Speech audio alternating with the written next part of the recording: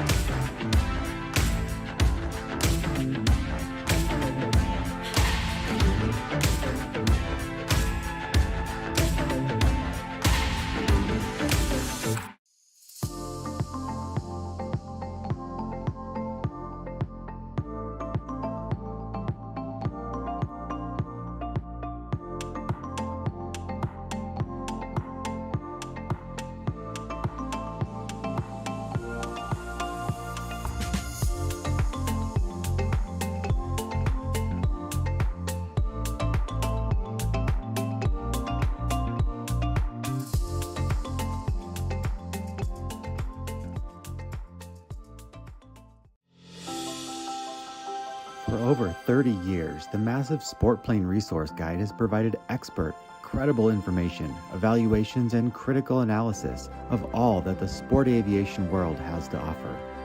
The all-new digital Sport Plane Resource Guide is coming with extensive multimedia features that are constantly updated, an even more comprehensive online guide to all things sport aviation. Available soon. www.sportplane.com.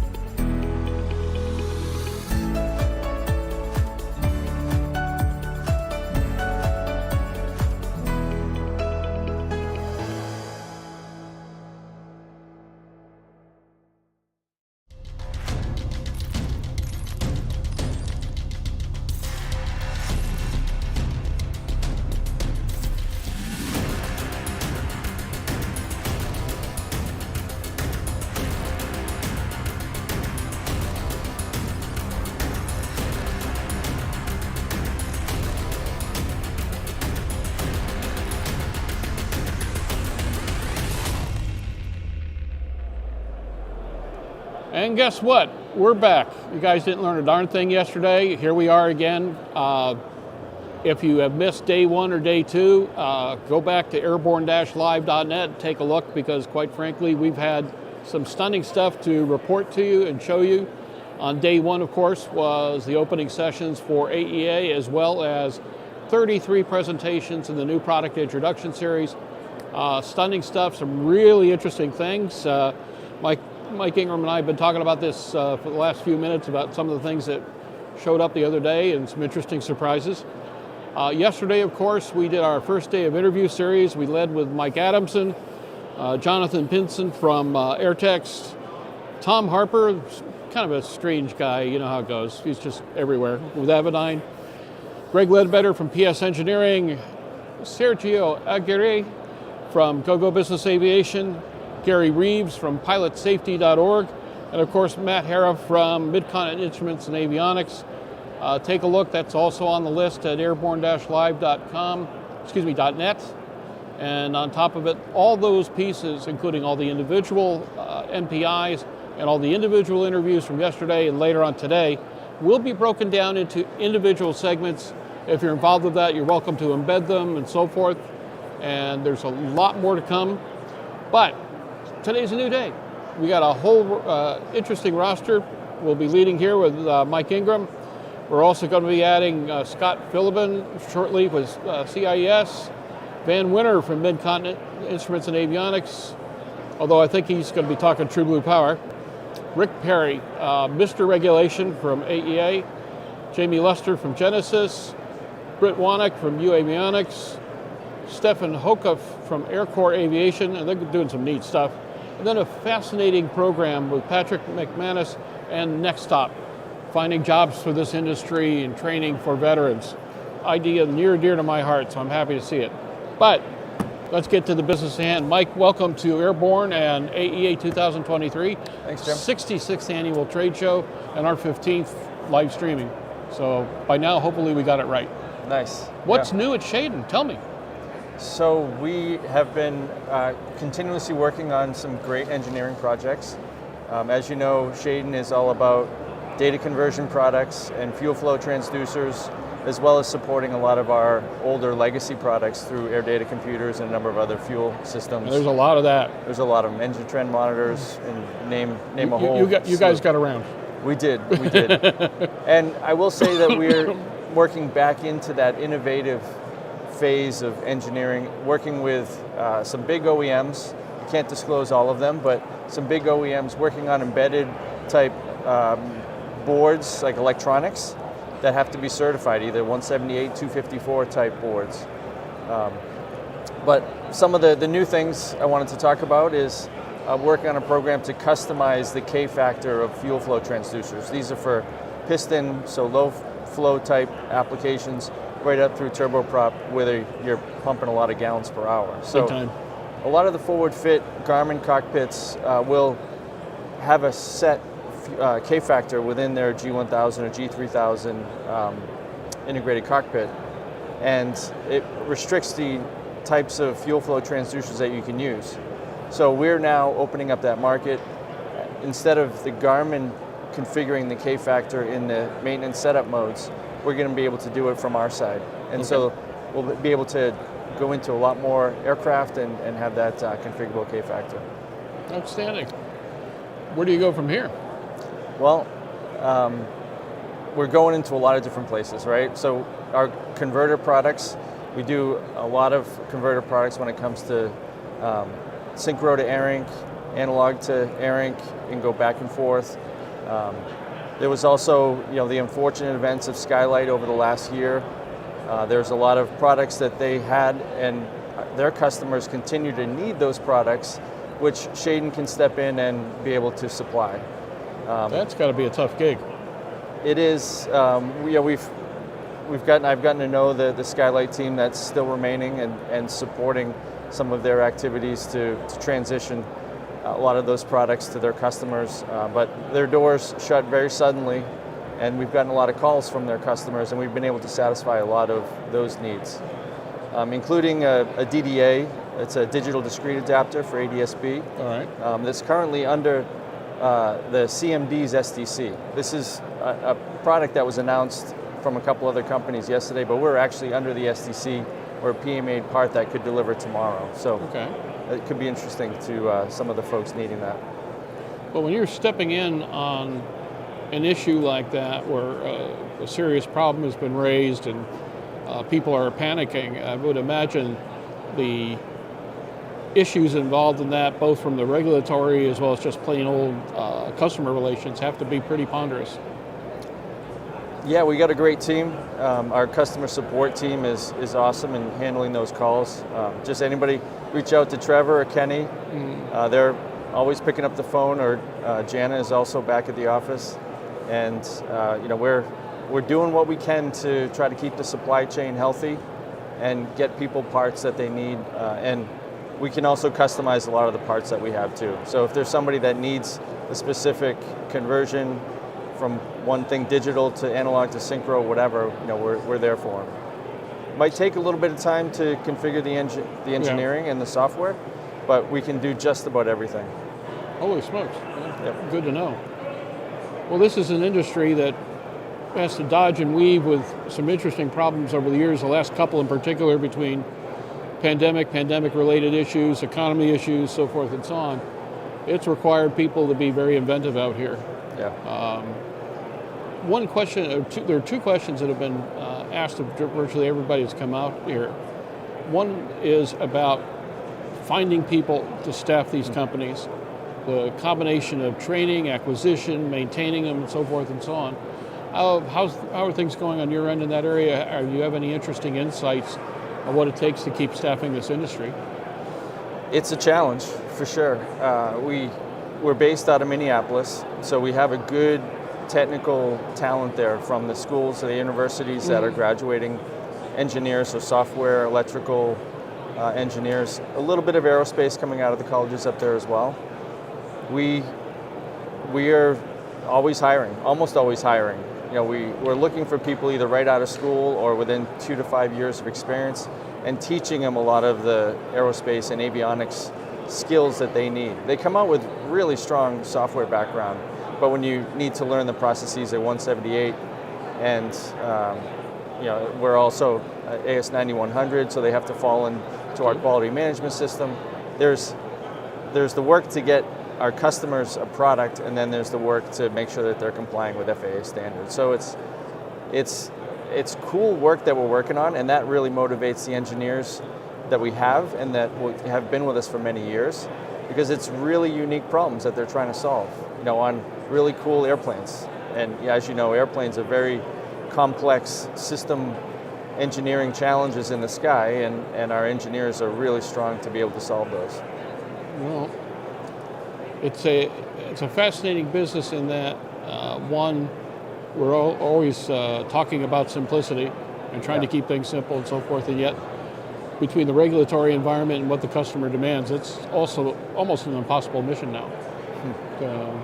Simplicity is almost a joke, but certainly interesting stuff. The regulatory environment right now, how is the FAA treating you? Are they sufficiently staffed to meet your needs, especially when you're heading for certification? Loaded question there. Yeah, I know. I've been asking everybody. I'm not picking on you. No, I hear the challenges that other companies have. We have an extremely good relationship with our ACO. I'd say we haven't had any disruption in the quality of service that we've needed as we've gone and done STCs and TSOs over the last 2 or 3 years. As you know, I'm on the GAMO board, and we talked to the FAA. We're going up to the Hill next month, and we hear that there's a lot of issues with the FAA. There's a lot of challenges. They're trying to get a really strong staff put in place, and there's a lot of new talent in the FAA. So we're going up there to bring our expertise to the congressman and to educate the people on the Hill as to why aerospace is important, why they need to continue to support the FAA, and get that service that the FAA needs back to the manufacturers like us. Like Sam Graves' efforts at this point to point out GA as an insular part of reauthorization. I don't know in the long run if that will really help, but it certainly can't hurt. So we'll see what happens with all that. Looking around the industry right now, overall, what is, from your standpoint as a manufacturer, as well as somebody who's working with a number of other companies within this industry, what changes are you seeing, and what do you see the trends going? Yeah, so we're on those trends. We see a lot of movement towards advanced air mobility, especially in the autonomous realm, autonomous cargo being the first one that's really catching on. We're working with a number of autonomous companies to do to overcome a few of their challenges. So, as I said earlier, we do embedded electronics. A lot of these new entrants in that space, they're trying to get the same talent that we've had and been able to grow. And so they're outsourcing a lot of their products to whoever they can find, whether it's a company like Shaden or a sister company, Electronic Concepts and Engineering, ECE. We're able to satisfy and meet some of the requirements that we're getting. Like I said, autonomous aircraft, we're doing some engine data acquisition type products. We're the embedded electronics and control for a lot of actuation for anti-skid braking systems. We have this awesome product that actually measures the weight and balance of air transport aircraft. And there's a lot of applications like that we're right in the middle of, that we're not out here selling at AEA, but we are satisfying for our customers' needs. What's your experience been with the autonomous community, without naming names, of course? Right. There's a tremendous amount of money out there, a lot of really interesting ideas. Ultimate execution potential looks kind of intriguing. Let's just be polite about it.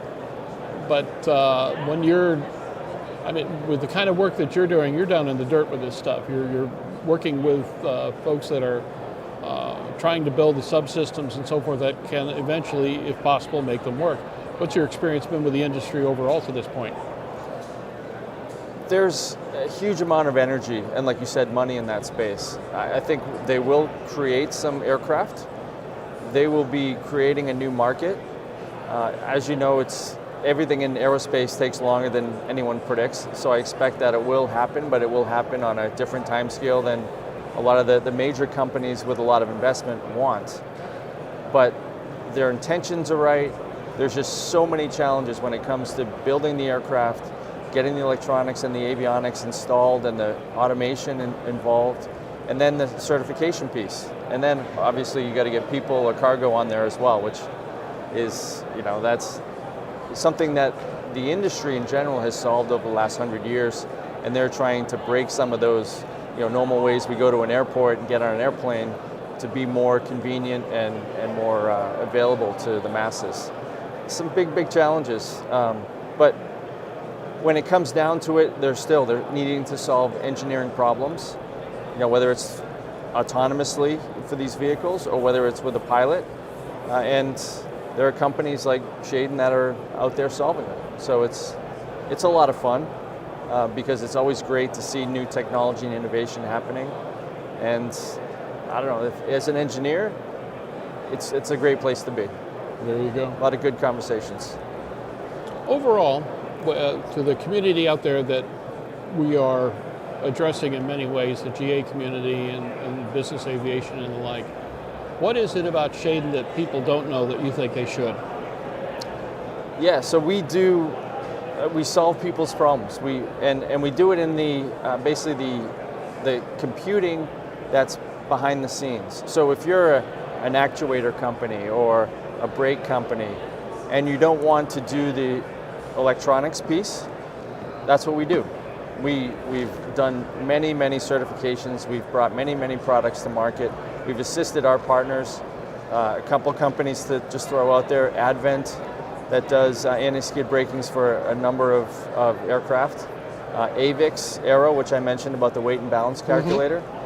We've worked many years with our partner there to build a system that allows an aircraft to measure the actual weight and center of gravity of the aircraft instead of having to calculate it and then getting an approximate answer. Well, that's actually making it too easy now for us, answer. buddy. It is. It's really cool and we're just trying to sell it to the airlines. Yeah. The airlines would be the first ones to grab it, but it'll also work in cargo, military. There's a huge amount of applications for it. That's a big job in the military. Yeah.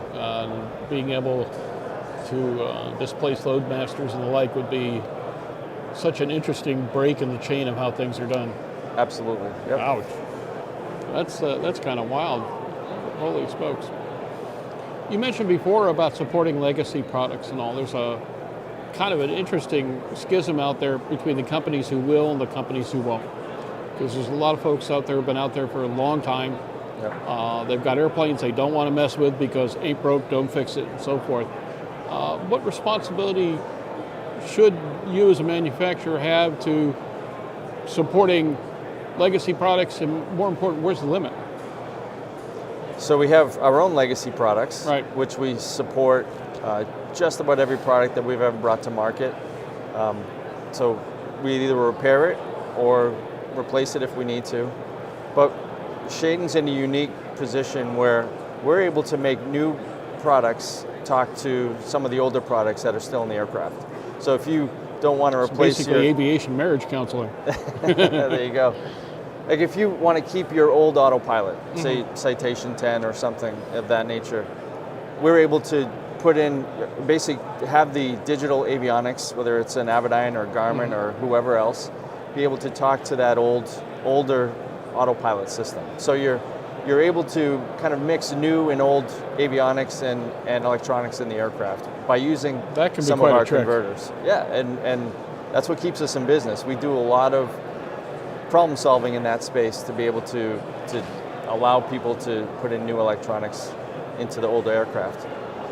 We're also, can't disclose this customer either, but on the military side, we make a switch that allows somebody to use a civilian FMS GPS system on a military aircraft. So they're able to display information from a civilian GPS on their military displays in the front of a helicopter. Okay. So lots of applications for foreign military sales where they're not able to use the encrypted GPS from the US military, but they still want to fly with GPS. They flip this switch, that data is passed from their mission computer to the civilian GPS receiver through our box to their displays. That sounds like a healthy market. We hope so. We're just finishing up releasing that product to market over the next couple months. They're doing flight tests right now, and that'll be, it's a military application, but it is a DAL B product that is going through our FAA cert process. How big is Shaden? How many folks working with you, and is it all based in Minneapolis, or are you split off into other areas? So we have 35 people. Okay. Around half of those are engineers, and if they're not doing engineering, they're ex-engineers doing sales or leadership, and good manufacturing in the back as well. We pump out a huge amount of fuel flow transducers every week, every day. So we're a good-sized company. And then, as I mentioned, we have a sister company in Toledo, Ohio, which is around 20 people. About three-quarters of those are engineers. And we do a lot of military-type programs with ECE. And as we're growing, we're actually sharing a lot of the work. Like if we're understaffed with, say, an electrical engineer, I'll tap into the ECE company to build the schematics and build a customized design for a Shaden product, for example. Sounds like you're staying busy. Say again? Sounds like you're staying busy. We are. There you go. Well, Mike, we appreciate you spending some time with Airborne and AEA 2023 live coverage. Any last words? Just a little promotion of Avionics News. I'll be the spotlight for next month in May. All right. So grab your Avionics Centerfold, News. I take it? A small cameo. There we go. A couple pages. Go through my history as a engineer and as a leader here in the avionics space. Well, we'll look forward to seeing that. They do a nice job with their profile, so it's a singular honor, so congrats. Awesome, thank you. Very good.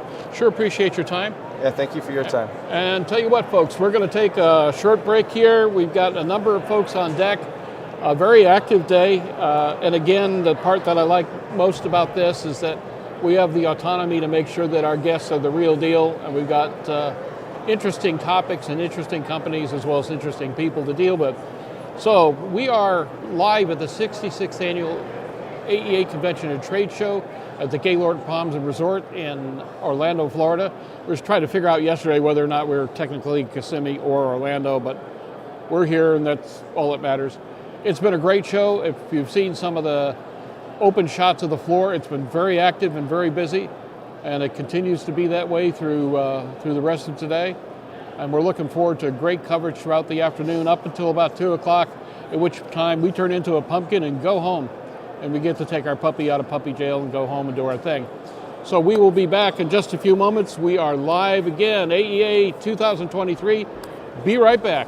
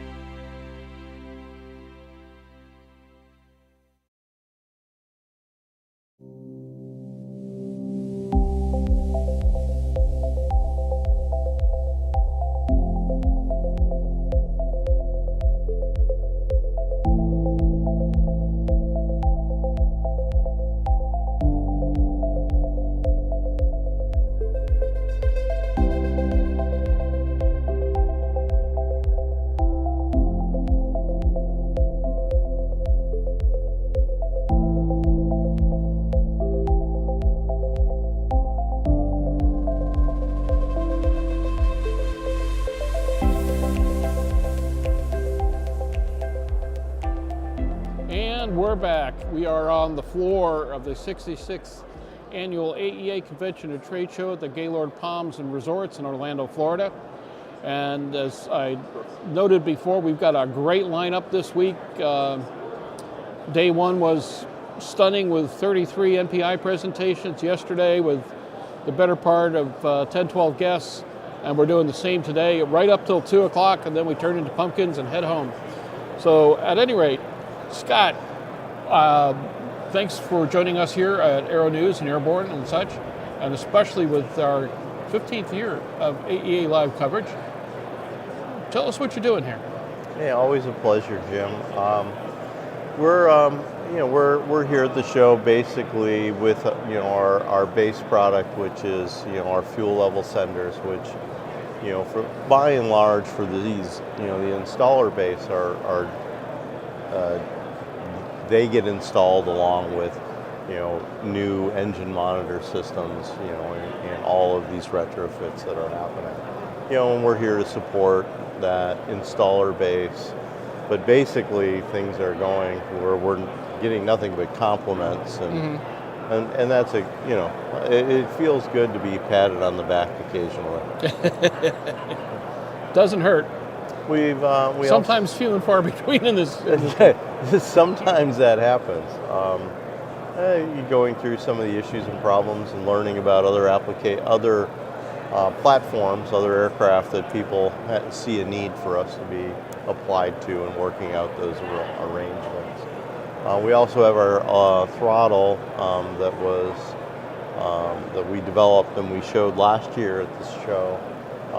There's a video out there that we put on LinkedIn that shows it being operated on the Safran engine and the EP Power Systems cart.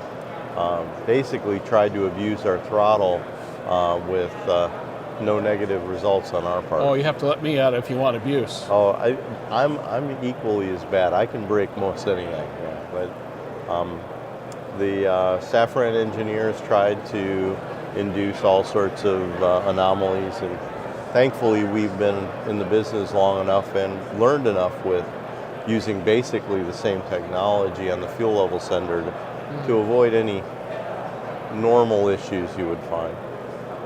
We're also working with Stratus, the jet manufacturer in the Central Oregon area, and working on some of their flight controls and some of the things that they're doing. And they're planning on flying their prototype aircraft here this spring. Okay. They've got an interesting plan for them. I'm curious to see what the business model is ultimately going to look like everything in this industry. There are things that we thought were going to take off and do really well, and other things that kind of fell flat on its face. And you really don't know, because ultimately market changes, this, that, and the other. We wish them the best of luck, because the work I've seen done on it heretofore has been stunning. So we'll see. It's a project near and dear to my heart, Jim, because basically when I was looking for something new to do, I would see Karsten in the coffee shop, and Karsten was designing something, basically they use sailplanes to jets. No, well, yes, but and I've flown with Karsten several times, so we have a good professional relationship as well as personal, and Karsten would brush ideas off of me because I was a captured, knowledgeable audience about would it be worthwhile. The example would be their use of steel structure behind the aircraft pressure bulkhead to support the engine and the tail structure. So I remember those conversations quite well. So I have a soft spot for helping friends out. He had a need to make some systems on that aircraft jet level. Mm. Well, I wish them nothing but the best of luck, because first of all, it's a beautiful, platform. It's just absolutely gorgeous, and sometimes function follows form. We'll see how that works out in the long run. We will. Finally, we've gotten a logjam break in the FAA, so we were hoping to announce a new product here at the show. Isn't going to make it, but it will make Oshkosh. Okay. And so we actually have a next generation fuel sender. Now you got my attention. The fuel sender has differing outputs. One of those to address CAN bus.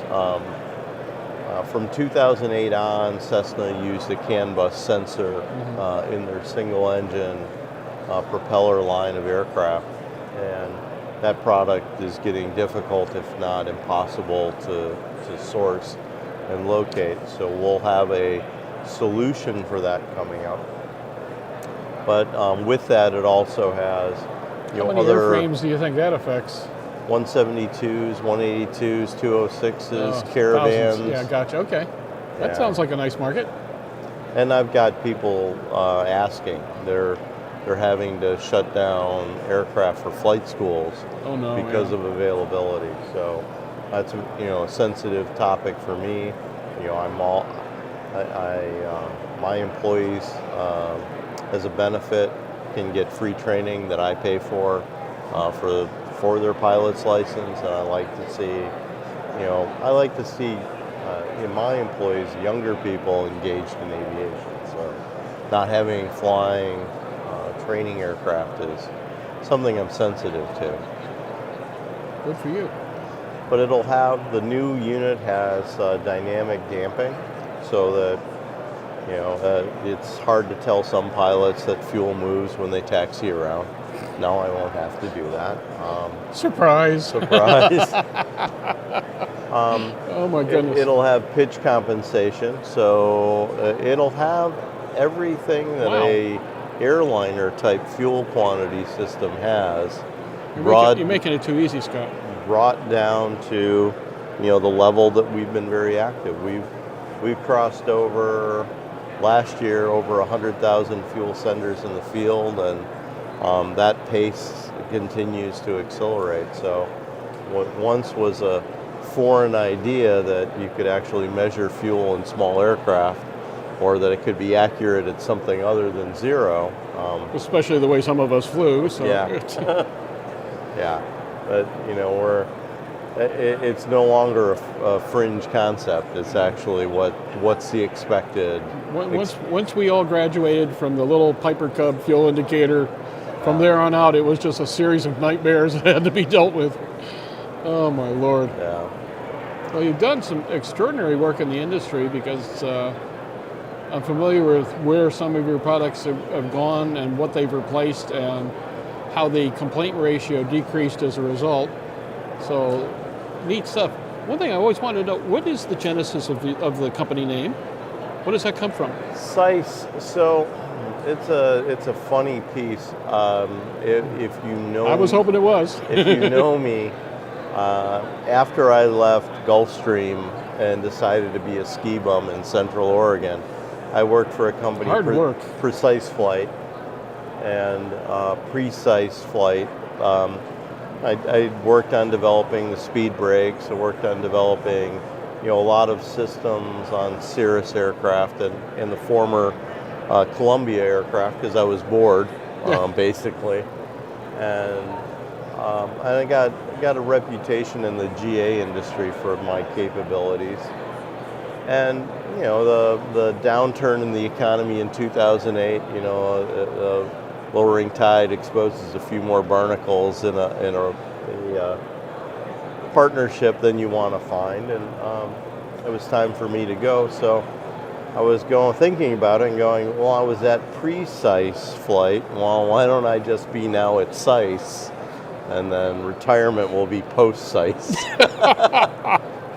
And I love it. and I had not heard the story before. I was curious. And it was a especially joke. after I learned how to pronounce it the first time. Yeah, it was a joke, and then it becomes looking at GoDaddy. I wonder if that's available, and yeah, it was. Gee, there's a surprise. And it is also interesting to me because people, like you said, don't know how to pronounce it. We're up for Oregon Technology Award. We're a finalist for Oregon Tech Company of the Year, which is a great honor. I'm really very happy for my team that we're being considered. But the number of people having active discussions about how you pronounce our name has been more beneficial, I believe. Oh yeah. You know, talk bad about me, talk good about me, but for God's sakes, talk about me. Exactly. And you know, it's always like you thought from a marketing standpoint, and I'm an engineer, not a marketer. But you know, something I that beg would to be differ based on what I've seen so far. But go ahead. But you know, something that's easy, you know, that you know you can't mistake is one thing. But I have guys coming to me at Oshkosh or at Sun and Fun, you know, having ongoing arguments that must have gone through the evening of how to pronounce our company, and I think that's just the best. That's really worthwhile. So what's the future for you guys right now? We're really delving hard into. I'm pushing the guys to say, hey, we've done this with position sensors and embedded software. You know, let's look at some other sensor technologies. You know, where people are having issue, like pressure sensors. You know, other sensor applications where an intelligent sensor is an important addition.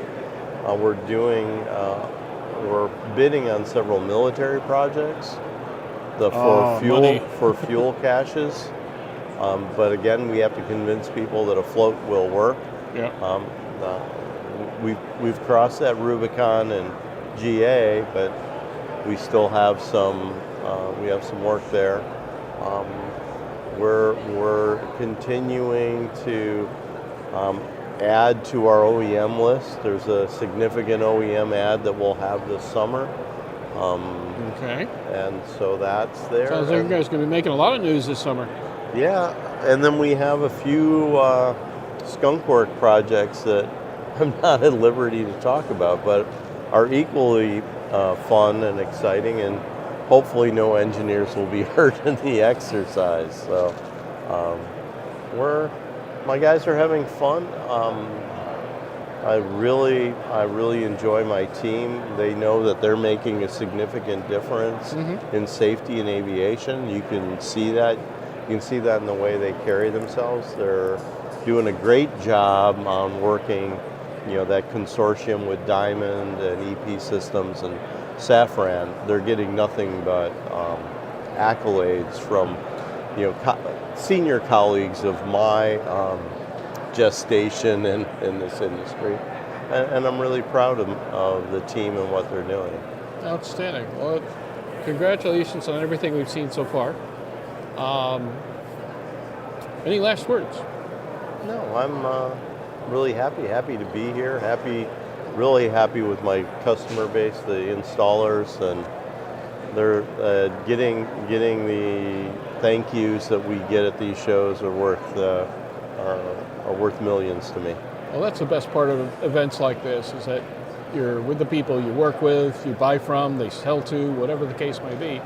And being able to do the face-to-face, be able to do it in a pleasant environment, and in the context of watching everybody else do the same thing, it provides a somewhat homogenized view of where everything is going, who's doing well, and why.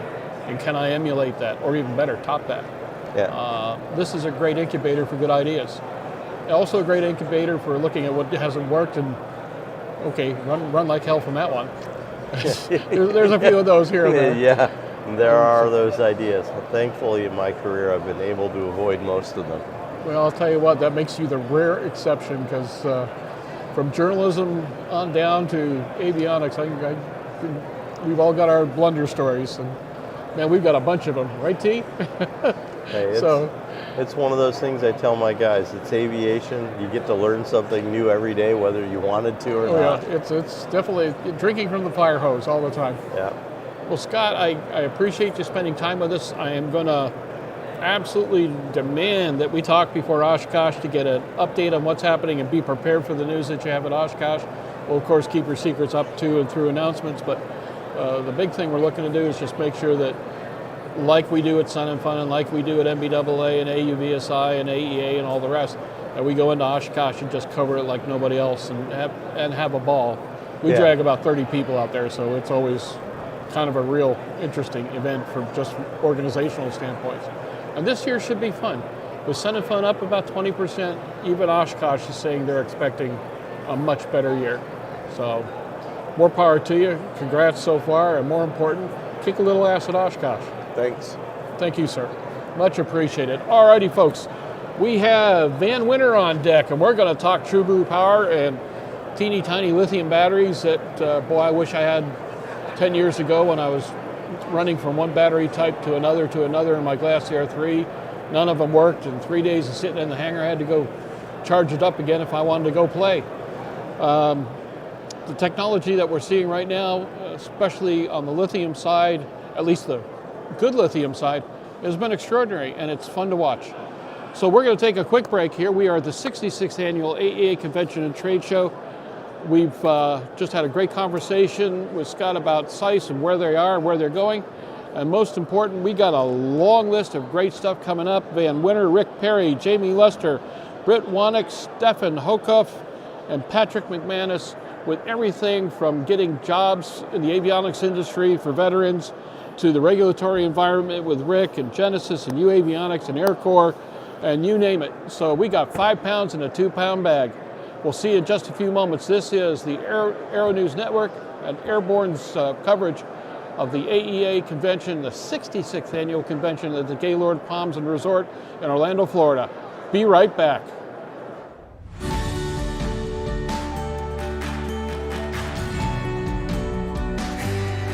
Aero-News Network's coverage of the 66th Annual AEA International Convention and Trade Show, live from Orlando, Florida, is brought to you in part by the following sponsors.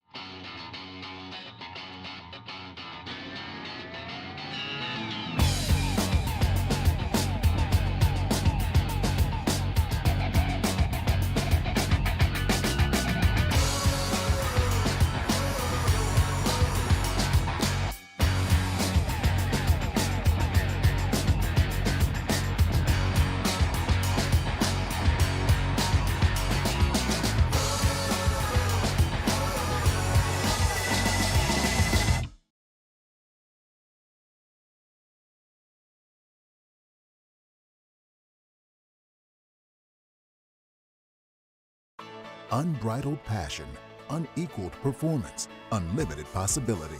Hartzell Aviation, you are cleared for takeoff. Introducing Hartzell Aviation, leading general aviation companies united by the Hartzell guiding principle of built on honor, a commitment to uphold the highest standards in quality, performance, and support.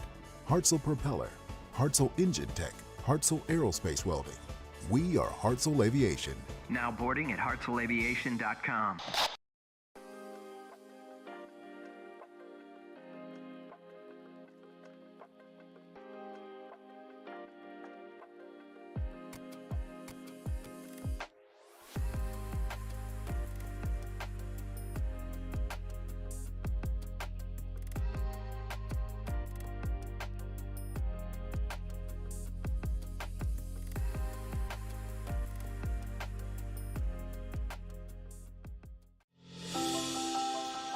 For over 30 years, the massive Sport Plane Resource Guide has provided expert, credible information, evaluations, and critical analysis of all that the sport aviation world has to offer. The all-new digital sport plane resource guide is coming with extensive multimedia features that are constantly updated, an even more comprehensive online guide to all things sport aviation. Available soon. www.sportplane.com.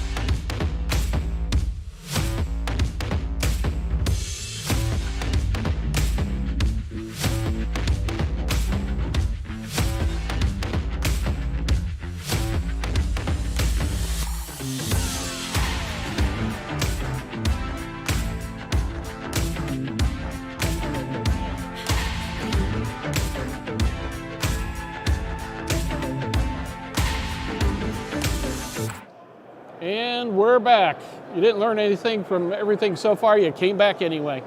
Tell you what, folks, we are heading through the first hour of 3 hours of live coverage on the floor of the 66th Annual AEA Convention and Trade Show at the Gaylord Palms and Resort in Orlando, Florida. Our 15th year of live coverage of this particular organization and industry. We've done coverage from everything from MBAA to AUVSI to, boy, you name it, AMA, the model folks. We have so much fun at AEA because, one, it's an organization that's always on the march, great people to work with, one of the best partnerships we've ever had. And then, of course, the community itself. Aviation is driven by so many things, but not so much anything else as has the avionics and associated communities driven aviation forward. Where would we be without flat paddles? Where would we be without GPS? Where would we be without batteries? It's just an extraordinary industry to try to keep up with. And so we are on to True Blue Power, Van Winter. Van, I'll tell you what, you guys actually gave lithium a good name. And we're trying. In the beginning, that was kind of a challenge. It's interesting that you say that because, so I've been doing the True Blue Power thing for just about 6 years. And when I started, I would get a lot of questions. Yeah. Is lithium safe? I've heard about hoverboards. I've heard about all these other things that have given lithium a bad name. And I'm happy to say those questions are few and far between now. So hopefully we've done our job to make a certified safe battery. And now we've got a full suite and a full line. And the certification is huge. That helps lead us to the safety of the battery. So far so good. It's definitely on the upward trend, and obviously no issues on our end yet. So hopefully, hope to keep that moving. Well, first of all, let's go to the MPI 2 days ago. Yep. You had some announcements. What's new with True Blue Power? So what's new with True Blue Power, as I open my beautiful prop, my shoebox prop, is these are our 2 new batteries. So we have 2 new batteries, the TB14. We're not getting the sneakers for free or anything? No sneakers for free, but somebody got some sneakers out of it. We didn't buy the box. We used someone else's shoebox, and they got the sneakers. But these are more valuable than those anyway. This is the better prize. So we have 2 new batteries, our TB14 amp hour, and our TB28 amp hour that goes into 14 volt system aircrafts. So this is kind of a funny story. It's not really that funny, but when we were thinking about how to make this memorable, and we weren't sure if we were going to put it in the MPI or not, but I looked up the specs of the batteries, and I went on Google, and I just started Googling, the dimensions and what would be these similar dimensions, and it was kind of a fool's errand for a little bit. I got like a bread box and a toaster oven and things like that, and then a shoebox came up, and I was like, okay, this could work. So I sent it to our advertising department. I said, what do you guys think about using this as kind of a prop to put the batteries? Just because, when you hold a battery, you can't really tell. I mean, you can kind of tell when it's in someone's hands, but... Got to give it some scale. Yeah, everybody knows the shoebox. And then I was like, well, actually, a shoebox is too big. They're so small. And so we said, okay, we'll put both of them in the shoebox. So, yep, they fit. And hopefully it was a memorable prop. And we've had some comments after the MPI. And it's been kind of a fun thing. Well, there you go. Yeah. The best part is you had Ryan sweeping up in the background. But that was. I was happy that people picked up on that. And somebody asked me, they said, did you guys add laughter into the MPI video? And I was like, no, that was live. That was Aero-News picking up the laughter of the crowd. So that cracked people up. So what part of the aviation market are you targeting with this battery system? Yeah, so these are our smallest batteries of our line of batteries. So we go all the way up to 60 amp hours, and then these are down at 14 amp hours, and then obviously you double that for the 14 volt aircraft.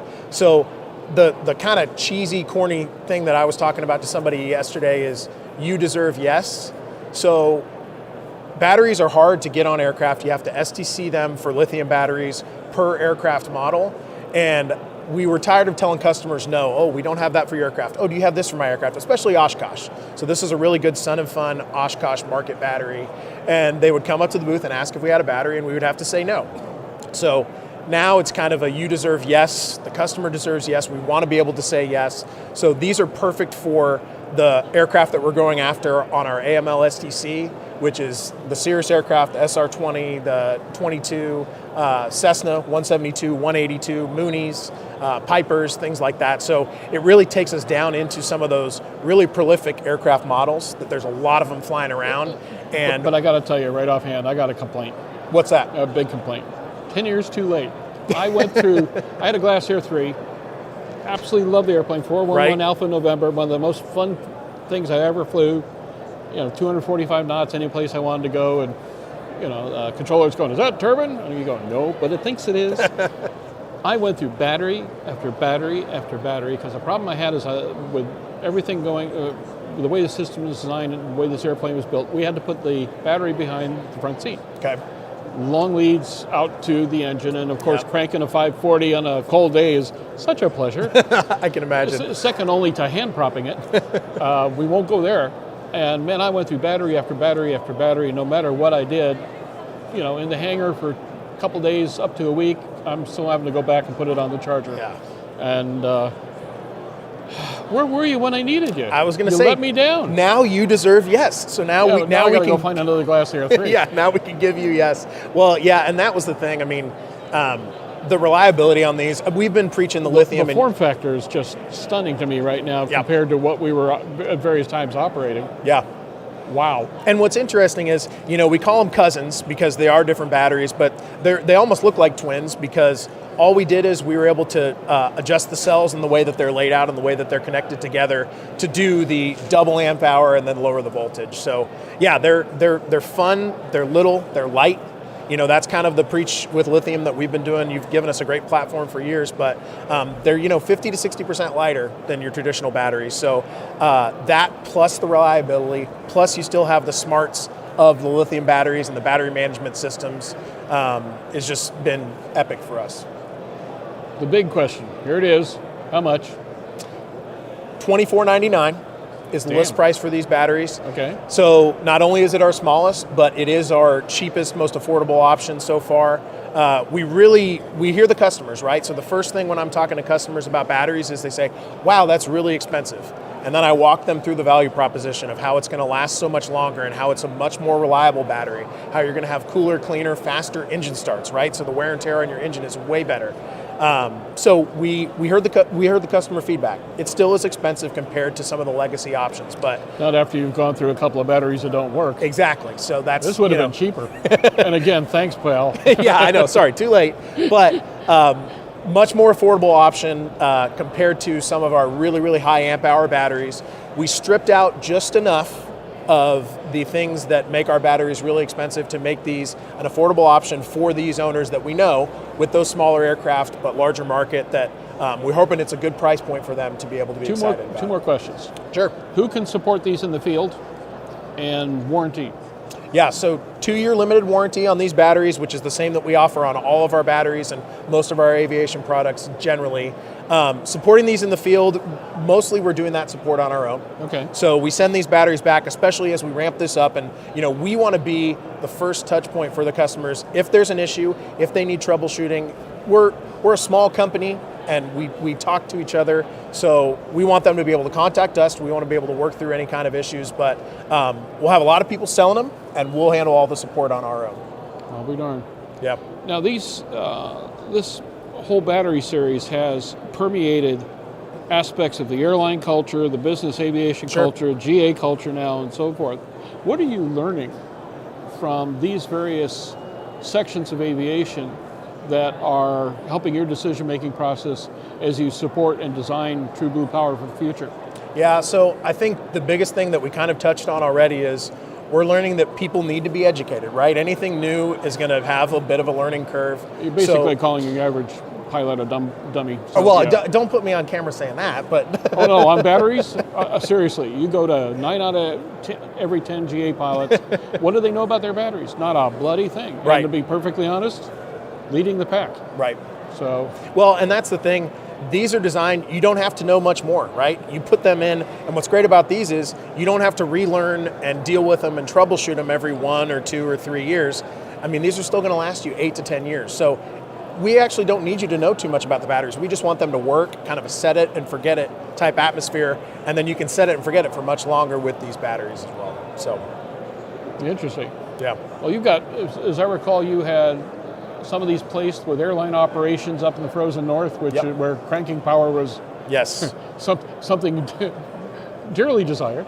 And then, of course, God, you went OEM with Bell. Right. Yep. On the 505. Which is extraordinary because it's a beautiful new machine. Yep. So you are permeating every aspect of the industry right now. So I assume world domination is on the plan for next week? That's the plan, and again, this was so important for us because we kept having, there's just so many of these smaller aircraft flying around. And so we really wanted to answer that call to bring this kind of technology to those aircraft owners and operators. And that's why, we're excited about it. You can tell, hopefully the people that come by our booth and are able to talk to us can tell that we're all excited about it. And new stuff is always good. Hopefully the orange shoebox leaves it in people's memory even longer. But I think this needs to be your new shipping container. There's a marketing idea. Here's the thing with these little vent tubes, I can't quite get it closed, but so we just leave the shoebox open, Every little bit helps. Yeah. Oh boy. Where do you go from here? What's next on the True Blue Power plan, for lack of a better way to put it? Yeah, so I mean, we've been talking about batteries a lot, which is great, and this is brand new, and so we love to talk about it. We also do a lot of electrical power systems work. So we've got a big new frequency converter in our booth that is ready to go on Gulfstream aircraft, so 450, 550, 650. Oh, there's a market. So and so that's the thing. I mean, we're trying to span the whole market, right? We know that our stuff is good. We know that our engineering department is good. Our product design is good. So anywhere from top to bottom of the aircraft market, we really want to be able to offer our stuff to those people. So the frequency converter is another great option. And then just more power conversion products. And then the power conversion leads all the way to the customer touch points of the USB ports, right? We've been selling those like candy for years. I mean, and so those are getting more and more powerful. So that's kind of sums up the True Blue line. We got small batteries, big batteries, power conversion, frequency conversion, all kinds of new tech. And we really take that on. Our wireless chargers were something that we announced last year, and that was really just for our engineers that were doing the USB ports, what's next? What's some other tech that we can really get into? And wireless chargers was the answer to that. Frequency conversion was the answer on the power conversion side. And then, more batteries and making them more affordable for the customer. So, yeah, that kind of sums up really the whole True Blue brand and what we're trying to do for the customers. Be True Blue, tried and true kind of branding. Well, there you go. Can we expect any announcements at Oshkosh this year? Well, I'm hoping that these are going to be a big focus at Oshkosh. Okay. So probably nothing new, but I really want to get these in front of the customers. You're going to bring product there to sell, or yes. Yep. Now you're talking. That's the plan. I'm with the home build community out there. I can just see guys pulling wrenches out, throwing things out, and starting them up and going home. Right. Yeah. They always and those are the guys that I think of. And when we designed this battery, I was like, I am so excited to go to Oshkosh and stand in the booth and be able to tell you, yes, I love that you flew a 172 here, and I've got a battery for it. So that's kind of the gist. And we'll get you home. Yeah, exactly right. Van, it's always a pleasure to talk to you all. You've got a great crowd of people. We've just so enjoyed working with you over the years. Thank you, Jim. And the best part is you always got new stuff to talk about, because sometimes in some events, getting real news is kind of pulling teeth. It's not the easiest thing to do. But you always show up with 1, 2, 3, 4, 10 things. And it's fun. And I like seeing the industry I mean, not everything can be massive new airplane, massive new engine, whatever the case may be. It's the incremental changes that are pushing us to a better, safer, hopefully more resourceful and affordable industry. So throw a battery in, set it, forget it, go fly. Yeah, shout out to our team. They do all the hard work, and then I get to talk about the fun stuff. So, well, no, you got to sit back here and take credit for everything. I built a business model on this. You know, find good people. I'll leave that to you. I'll leave that to you. Take credit for everything they do. It's a perfect deal. I see your team working hard too over there. Don't they get so uppity about that?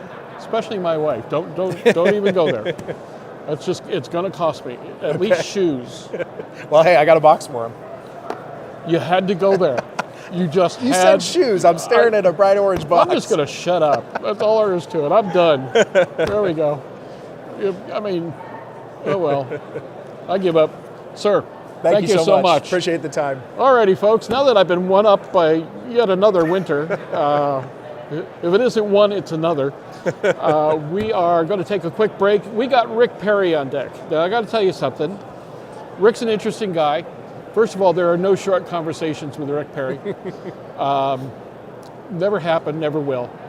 But he's Mr. Regulation, he's Mr. Washington. He's most recently been honored in a stunning way by the FAA with the Charles Taylor Award, which, boy, just could not be more deserving. And I'm pleased for him and actually kind of proud of the guy because, you know, obviously we can take credit for everything he's done too, so why not? But we've got Rick Perry on deck, Jamie Luster to follow from Genesis, Rick Wanick from Uavionics. We've got Stefan Hokup from Air Corps Aviation, doing some really cool stuff there, by the way.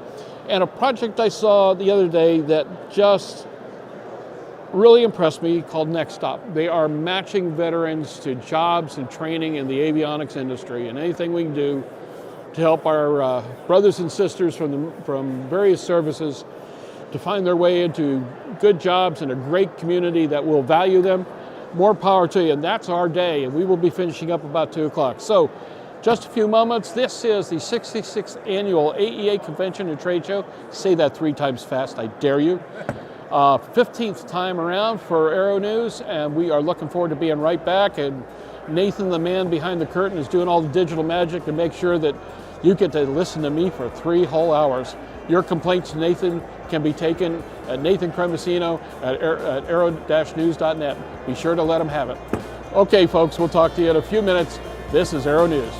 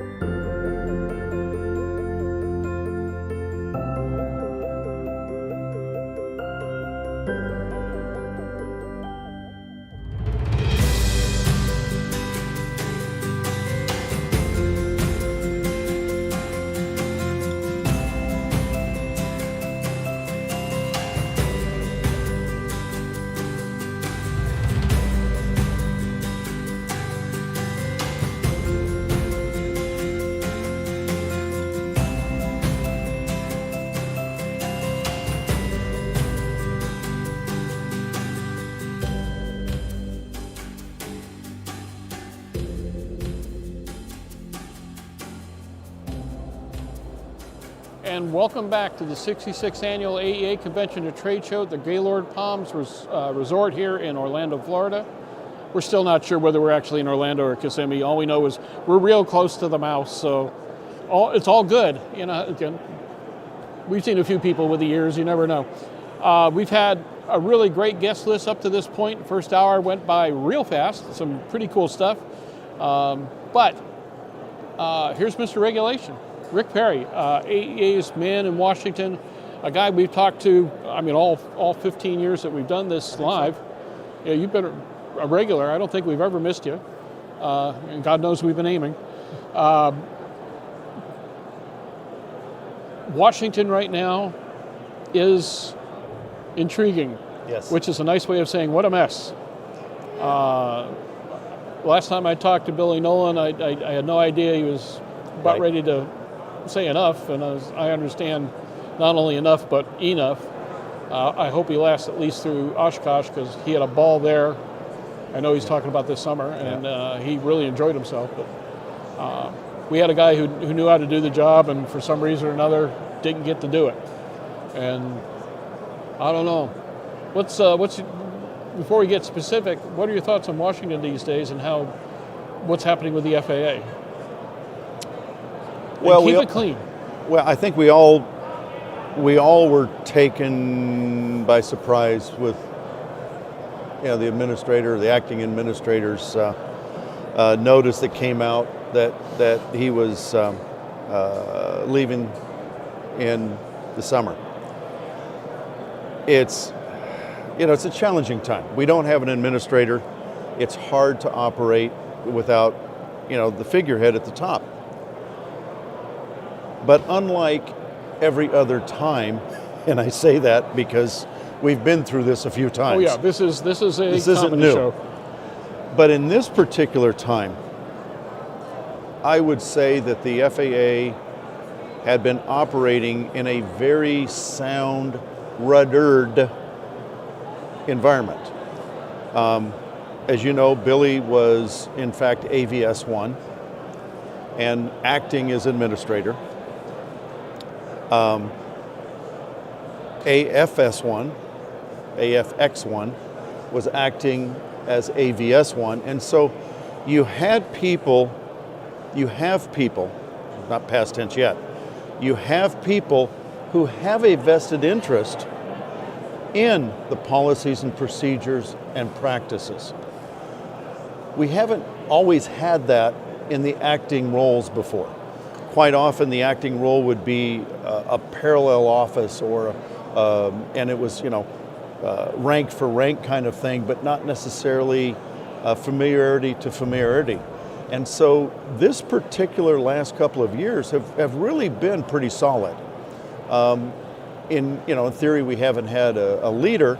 On the other hand, I would argue that we have had a leader. He just wasn't being paid for it. But unfortunately, for whatever reason, and I don't speculate on why, for whatever reason, Billy has chosen to step down. And I hope that, anybody they choose to replace him is in fact, again, in that process of having a passionate need for that job. I'm concerned because I would expect that AVS1 will be acting until we have an administrator to appoint AVS1, and that's going to create the top two tiers in a traditional acting role, and that's going to be challenging. And so I encourage the Senate to figure out who they want to have as the administrator and get them confirmed quickly and get an AVS. It's such a bloody shame because we went from competence and clarity to just massive question marks and weird decisions. You know, with all due respect to Mr. Washington, who's got an interesting background and more important, you know, great service to his country, but he wasn't an aviation guy. You know, you know, and that really presented a target. And the I one understand thing, that. You know, I mean, Washington is nothing but whose target are you today? Exactly. And I get that, but they should have seen that coming. There's a lot of things that, you know, I look at and kind of chuckle a little bit and go, seriously, is that, you know, where we were? Washington would not have been the first non-aviator. No. Okay? I mean, a dear friend of ours who did a really good job wasn't an aviator. Huerta, you know? Michael was wonderful. Fantastic Still administrator. is. Bring him back. I have no problem with that one at all. Jane Garvey Oh, stunning. was not an aviator. And so... And talk about being in the hot seat. Exactly. And so, you know, there's a lot of this stuff that's like, oh, well, you know, it's not this or it's not that or it's not this. You know, being enlisted, you know, Washington's the kind of drill sergeant that you need to run an organization sometimes. And so... Oh, man, the non-coms, you know, run their organizations. I get all yeah. that. And so... But again, holy smokes. However... In this climate... Well, and when you go into hearings and, you know, you're not even up to the Wall Street Journal, you know, that's embarrassing. And, you know, shame on his handlers. Oh. And you know, the people that prepared him, because there wasn't anybody over there who's going to tell him what an ADSB was? Really? I mean, there's just some basics that it was pretty disappointing. And let's face it, everybody was telegraphing that. Yeah. And so, you know, but you know what? It is what it is. He's taken his name out of the hat. And, you know, I hope that the Senate moves quickly and finds the new administrator, and we get back on an even keel. You know, and that's, I mean... and we need it now more than ever. Yeah. I mean, we're facing some really interesting challenges, regulatory, political, economic. The industry is changing. We've got some massive issues coming up. Pilot training in particular is one that I've got some real concerns about. And of course, all that being politicized when it shouldn't have been as well. And then everything helping out here. I mean, we need an FAA that functions well, serves well, and is going to get it done this year. Well, and as you know, it's a reauthorization year. Okay. And thank God for Sam Graves at least recognizing there is a GA. Well, and I would offer that the chairman of the subcommittee, Graves, is also doing very well. Really appreciate that. But you know, it's particularly difficult right now when we lost a real champion in Jim Inhofe when he retired. We did, and I think that you know, we may see some issues with that. But we've got other champions in there. We've had turnover before. It's not the first time. Yeah, I just hate to see the good guys drop out. Well, they're entitled to retire sometime. No, you're not. And I don't want to hear that word from you at all. Well, I'm not going anywhere. Yeah, okay. Just so we're clear. I think that's been I was telling some folks that, you know, following the Charles Taylor, that, you know, the first question everybody comes is, was that your announcement? No, it's not my announcement. I'm not retiring anytime soon. And, you know, nothing circled on the calendar. I have no idea what that date is. Many years of putting you on the hot seat up here, buddy. So, but no, I think the reauthorization is an important area, and to do the FAA reauthorization without an administrator is, to me, concerning. And to lose Mr. Nolan at this time, when the agency does need a spokesperson, does need somebody to represent them, does need to articulate the need for the agency's and he was resources. enthusiastic about the industry. Oh, absolutely. I love that. I mean, He was bringing a lot of talent to the table. Yeah. But, it's going to be really important, especially in reauthorization, that the agency has that spokesperson who can truly represent the needs of the agency. I will tell you, Congress, if you've listened to any of the hearings, at almost every hearing, one of the representatives has said, what resources do you need for improvement? And without a spokesperson for the agency who can articulate those needs, those questions are going unanswered, and the agency is not getting the resources that Congress would like to give them so they could have continuous improvement in staffing, in equipment, in facilities, in all of the things that we as industry rely on to improve the aviation industry in a whole. Well, we've got some interesting regulatory challenges coming up. One I know you're conversant with, and I've had a bunch of people ask me, when you see Rick, ask him what's happening with Mosaic, what's going on. And we're just sitting there going, okay, when we can find somebody who really knows what's going on with Mosaic, let him know we appreciate him being God and so forth and so on. But what can you tell us about this? Because it is pretty sweeping stuff, if it is everything we've been told it is going to be. But didn't happen last year, may not happen this year, we just don't know. Mm-hmm. What can you tell me? Honestly, not a lot. Well, that's you and everybody in Washington then. Well, it's pretty tight-lipped. Yeah. It is in ex parte, if you will. It's behind the curtain. What we do know, and Mr. Bolter last year had actually put a timeline for the NPRM. Yes. Which all indications are is that NPRM date is still valid. Now, keeping in mind that Mosaic started with a specific focus, transitioned into this holy grail of everything we needed to deal with legacy airplanes and light sport airplanes and UAS and AAM, and we've got this engine, this rulemaking engine, if you will, and so we're going to pull this really long train with it. Well, as they started pulling that train a little bit, we started losing some of the cars.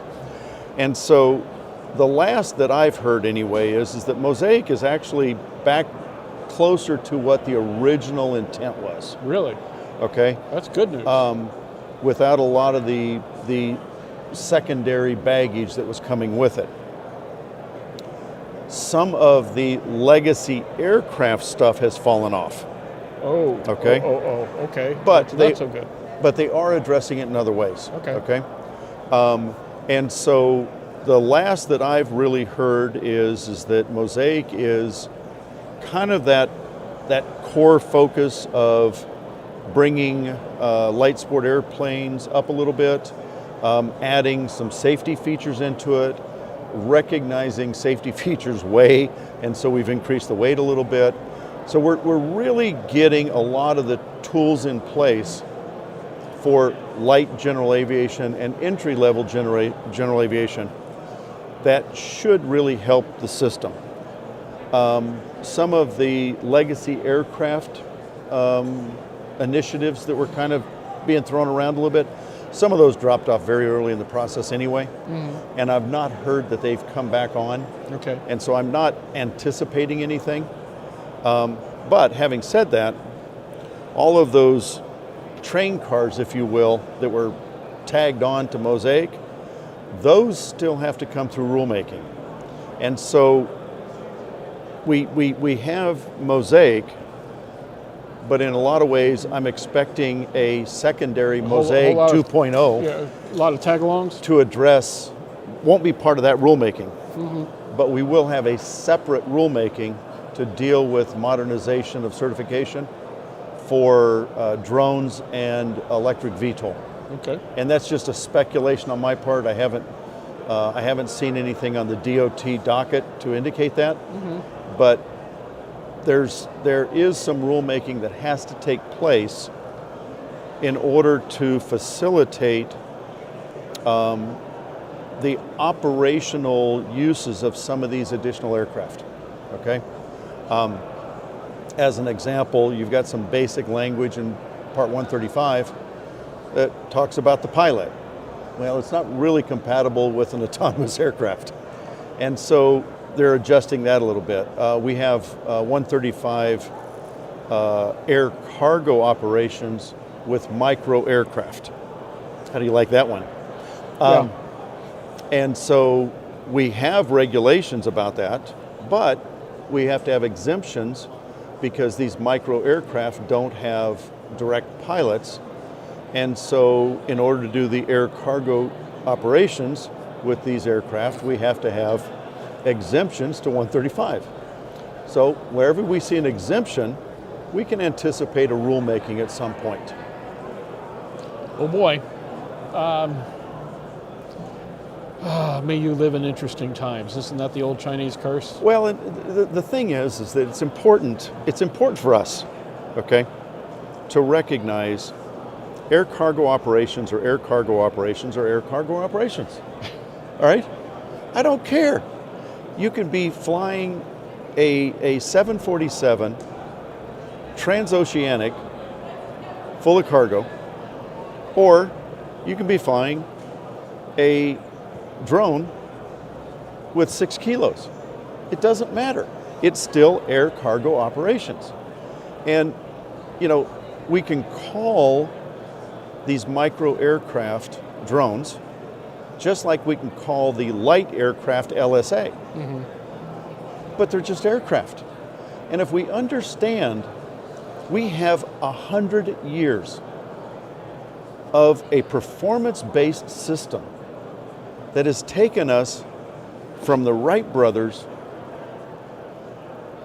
to electric autonomous aircraft, okay? And our performance regulations have done that phenomenally well, better than anywhere in the world. Let's not throw out the baby with the bathwater. And the future right now is a quagmire. No, it's not. Oh, sure it is. No, absolutely not. They're proposing new technologies, left, right, and forward. We don't know which one's going to work. Everything's getting funded. Everything's being tried. And I can't even conceive of the regulatory nightmare we'll deal with 10 years from now. Jim, this is the best of times. Well, that too, but... Okay. I'm not saying it isn't fun, but at the same time, holy smokes, the stuff I'm seeing being proposed, much less being tested, is extraordinary. So what? Do you think when they went from the DC-3 to the first pressurized airplane that they didn't think they were crazy? When they went from round motors to jet engine. But it worked. You know, well, but this is the whole thing is that we're living in a time right now. So realizing, so Charles Taylor, and for those that don't know, Charles Taylor built the first aviation engine. Charles Taylor died in 1956. So he brought us from a handmade 4-cylinder engine to the very beginning of the jet age. Okay? Now, how many crazy, silly, unbelievable designs do we have in the history books? More than we can count. World War I, World War II, right? Yep. And some of them succeeded, some of them didn't. But the beauty we have today, and today we are going from, you know, my career, I started with round motors, tube type radios, and sextants for navigation, okay? The good old days. And today, we have electric propulsion, distributed lift. We have three type certificated autonomous aircraft, Okay. and we have AI on the verge. Oh, let's. But people don't realize we have 3 type certificated, people moving autonomous aircraft. And now comes the societal change of getting people to accept it. Garmin Autoland. Yep. When you push that button, that aircraft becomes Becomes an autonomous vehicle. Okay? Of course. And so when you look at this, we are living in the most fantastic of times. If you look at the technology that you use on a daily basis, and the fact that we're transitioning this technology into aircraft, into automation, into autonomy, I'm excited. Oh, I'm glad to hear it. Let's address current regulatory challenges for the avionics industry. What are the targets right now? What are the things that are keeping people up at night, or for that matter, creating the most consternation for the immediate future? Interestingly enough, we actually have the beginning of a conversation here shortly. It has to do with automation and electronics. Okay. So as we know, our regulatory system dates back to 1926, okay? And a lot of the maintenance regulations, they date back to Bulletin 7, pre-CAA, CAR 18 through the CAA. But there's one little element to this, and that is the repair and alteration of instruments. Okay. Because of electronics, the cockpit of the modern aircraft is arguably an electronic instrument. Okay? Agreed. Part 65 prohibits mechanics from repairing or altering instruments. Okay. I see where you're going. Okay? So you have an iPad. Always. Surgically attached. Apple sends you over Bluetooth, over Wi-Fi. Apple sends you an OS update. What are you on, about 16 now? 18? You know? Something like that, yeah. Right? What does that OS do With to luck, your iPad? With luck, it works. Okay, with luck it works. Yes. But what does it do to your iPad? Hopefully increased functionality. Oh, is that an alteration? Oh boy. You had to go there, didn't you? I did. Or they identified a defect that they corrected. Isn't that a repair? Oh boy. As a result of that, we're beginning the conversation about the modern instruments and the legacy language of what a repair and alteration is in the modern era. Because historically, when the regulations were written, we took an instrument out of the shop, out of the airplane, took it back to the shop, had to actually disassemble it to repair it, or we had to disassemble it to alter it. But today in the electronic world, I can do that simply with software. It's And not so- like the old days where basically your soldering skills got you your job. Right. Now it's your programming skills. Exactly, and Oh, man. so these are God the help us all. conversations that we have to have. Now, from a legacy perspective, we have the primary flight display, the multifunction display, the EFIS. Then we get into the transitional products of electronic autopilots, and obviously this integrated aircraft in Garmin's Autoland. And then that's going to springboard us into the conversation about how do we do this when the entire aircraft is a computer. And so these are the conversations that we have to be prepared for tomorrow to prevent actually what you just talked about, this regulatory quagmire of reacting to technology. We want to be in front of technology. Oh, good And luck. so, as this floor that demonstrates, takes a hell of a crystal ball, my friend. well, this floor demonstrates, okay? Yes. And what we have to do, AEA has to do, is stay in front of this technology to make sure the regulations Yeah, but that's what we got support you it. for. That's why I'm not No going problem. anywhere. There you go. I'm not done yet. Let me switch up on you a little bit. Yeah.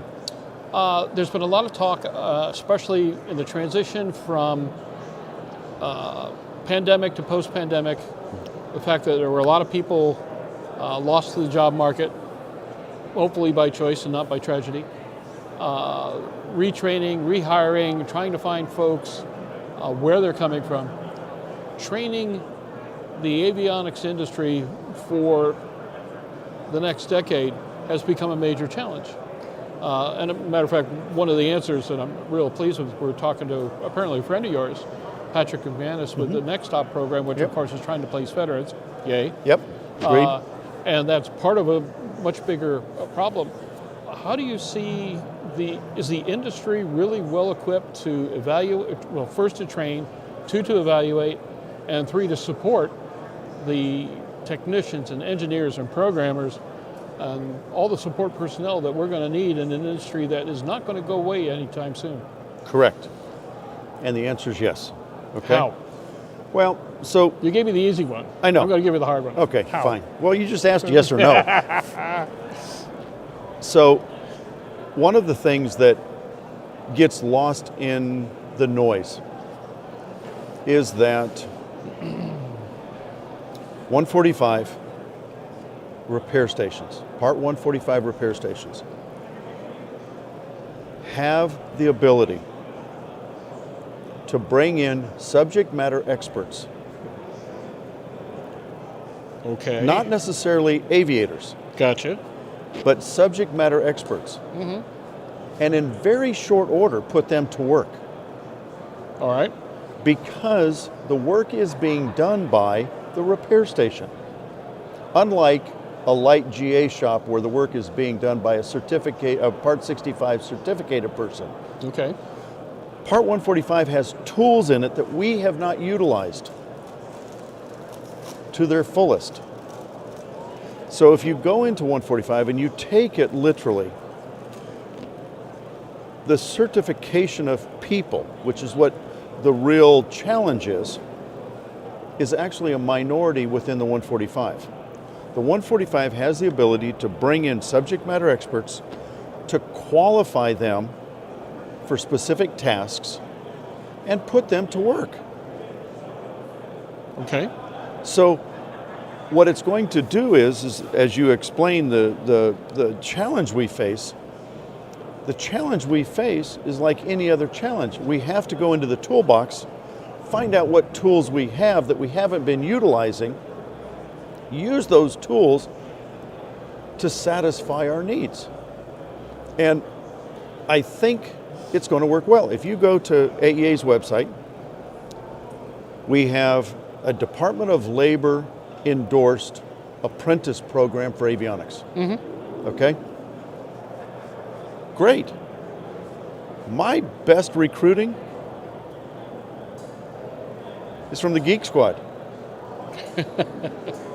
I can teach them what the pointy end is, and I can teach them what the fat end is. Okay. But they come in as a subject matter expert on digital communications, on digital operations, on configuration control, and all of those things that take so long to teach. And then the apprentice program bridges the gap from a civilian SME to an aviator SME. And we do it in-house under the repair station training program, and we've got the tools in place. This is how we will survive through this next generation. Now, keeping in mind, every time we have 3.4% unemployment, we have this same conversation. Oh boy. Yeah, And true. unfortunately, as unemployment starts to rise, we will find that people are willing to do technical schools and go back and use some of the traditional tools to come back into the network. But we just don't have that. And right now, because unemployment is so low, recruitment into a 2-year commitment to a school is so challenging, we have to grow our own. Okay. AEA has an apprentice program, Department of Labor endorsed for avionics. We also have the guidance for an apprentice program for A&P on our website. Okay. We have both of those to help the small businesses who bring that person that has an interest but can't afford school, has an interest but the nearest school is 2 states away. They can bring them into the shop. And just like a lot of us learned by experience, bring them in, nurture them, and we have the guidance to walk them through the process. Final question, or final series of questions. If you had to give a report card to this industry on its overall performance as compared to the performance of those factors that we're dependent upon, FAA and likewise in the political environment, how are we doing? We're doing well. Really? I mean, we're doing well. Absolutely. Okay, well, I'm glad to hear that. Don't know that I'd do A+, okay? Yeah, okay. Certainly high B or low A. Okay. But mind you, I also would give the FAA high marks. Oh, now you're going to get into trouble with some people here. No, because all things considered, I think they're doing a good job. Now, politically, that's a whole different thing. Politics of the FAA don't translate to the field, okay? It's what we live in, Yeah. all right? But it doesn't really translate to the field. Now, what happens at the field level is we've got a lot of turnover, just like we have turnover in industry. The nice thing is that most new employees are sponges. They want to learn. Our challenge is to provide the learning. Okay. I don't want to tell them how to do their job. I want to help them do their job better. And so we provide the information, the knowledge. Avionics News, pages of Aero-News. It's important for us to provide clarity so that when we get these new employees, whether they're on their side or our side, that we're all learning to the same standard. And you know, we've been working on that for a long time with Avionics News. I think you've been working on that for a long time with Aero-News. And it puts a burden on us because we are very rapidly becoming educators. You guys have been doing a phenomenal job. You know? And you know me and my attitude, if I didn't think you were, I'd be telling you, and sure, you'd be decking me right here on live TV.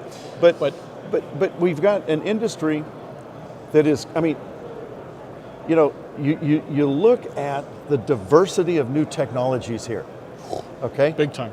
And it's like, okay, and it's the creativity. It's, you know, this is the stuff that we used to see in the hangars of Oshkosh 20 years ago. Yeah. That this amount of creativity, and now we're seeing it in this environment for 2 reasons.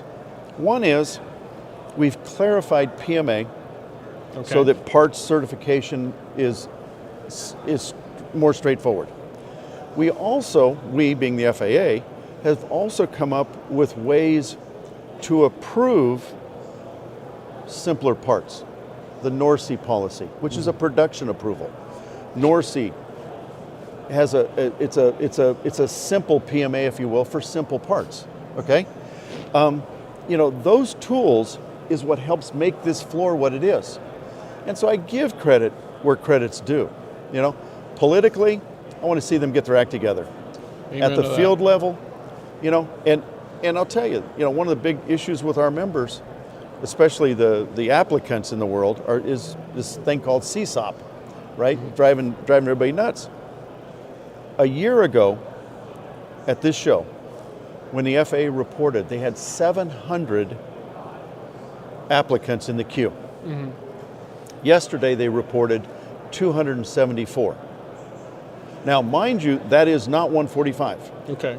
That is all air agency applicants other than air carrier applicants under 121. Okay. So there's 200, so they have reduced the backload by 2/3. That's pretty impressive. We got to help the rest of them. And they're not done. Well, but they're moving them faster. They didn't anticipate having the backlog cleared out until the end of this year. And being 2/3 the way lower this far into the year, progress. I have faith that they, in fact, are going to get better.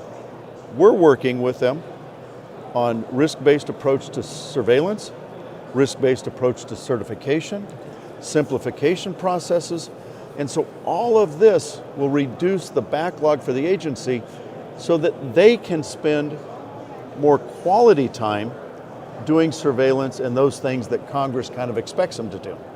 There you go.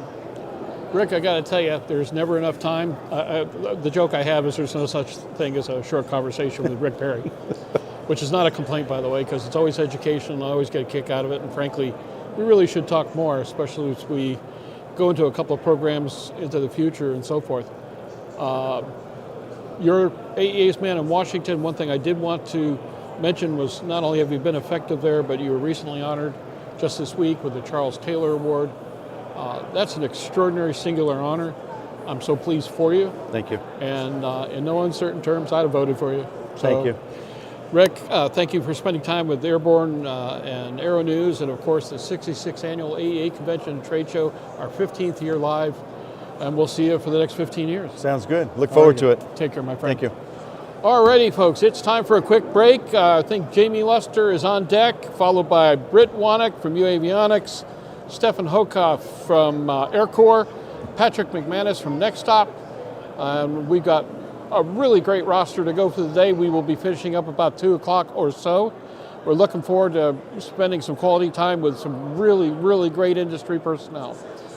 For the Aero-News Network and Airborne, we'll be back in just a moment. This is AEA Live 2023 at the Gaylord Palms Resort in Orlando, Florida. We'll be right back.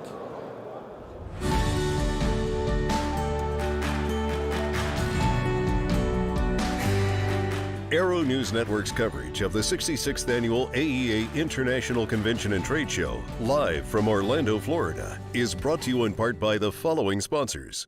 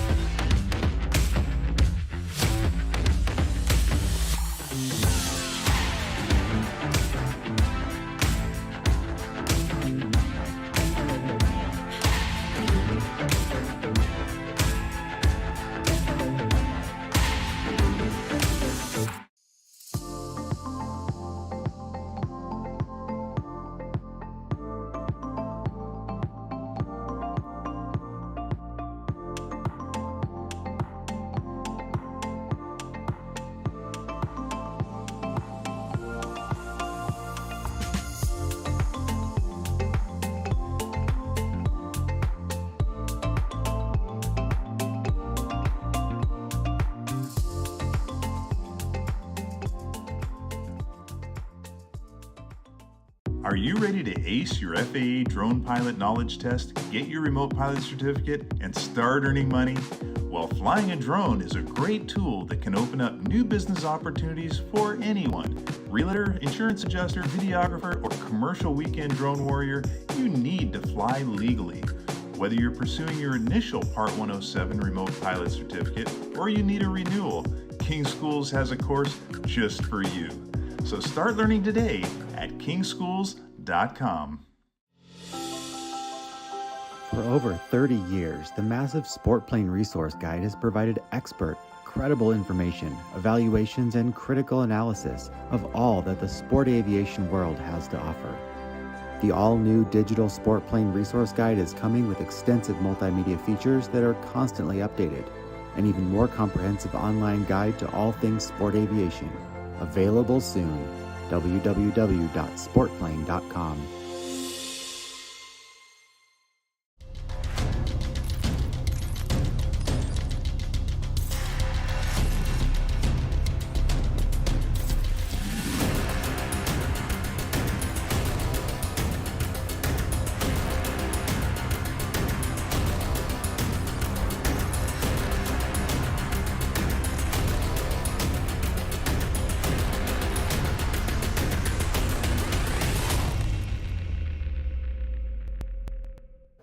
And here we go again. We are live at the 66th Annual AEA Convention and Trade Show at the Gaylord Palms Resort in Orlando, Florida.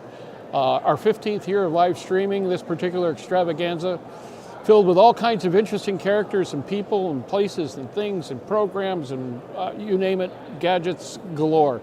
The best toy store in the entire world right now is sitting in Orlando. We're pleased to be able to present Jamie Lester, a little belatedly, from Genesis Aerospace. I got my, little bit of plug in there for Aerosystems. Yeah, that's all right. Oh, my apologies, but like Tom Harper said, we got to give you a little bit of a nudge there. Give me some grief. It's fine. It's okay. You've been part of this industry for a while. You're used to it. There isn't anybody. 20 years. Okay, yeah. Yeah. Won't go there anymore. What's the latest at Genesis? I saw, first of all, your helicopter programs, and there's a number of other things you're going on. You guys have been busy. We've been, Start out very with the busy. biggest, baddest, bestest. So probably the coolest thing that we've done is we have partnered with Airbus, and we are getting an IFR certification on their H125, which is a single engine helicopter. Mm-hmm. And that's kind of unprecedented. So we did it for the TH-73 program with the US Navy with Leonardo helicopters. Mm-hmm. And that was the first single engine helicopter that was certified for IMC operations in probably 30 plus years. And so we piggybacked onto that with Airbus and are now assisting them and partnering with them to get certification on their H125, which is awesome for countries who allow IMC operations in single engine helicopters. And we're hoping that kind of the rest of the world will follow, because it is a very economical way, especially in some of the special missions markets like EMS operations, for example. It's a lower cost solution for being able to do those operations. Well, it's amazing you get to this point with that level of equipment. Having been a helo pilot for about 40 years now, and looking at what we started with and where we're at, and now where we're going with some of these technologies, it's just flipping amazing. Right, and it's a true testament to the robustness of our EFIS displays, for example, that we're able to certify those systems into a single engine platform. What brought this about? I mean, you mentioned military programs and so forth. Do you see the demand at this point to justify this kind of research and development? Yes, absolutely. I mean, you've seen more manufacturers kind of bring out these type of operations in single engine helicopters. So I kind of see that growing, and like I just mentioned, I'm hopeful that some of the rest of the world who doesn't allow for that will kind of start to grow and realize that the importance of allowing those type of operations in a lower cost platform. You're going to have to educate the regulatory environment on Yes, the capabilities yes. as well as the operators, and Which we know is not always easy, but that sounds like a hell of a job. yeah. Ouch.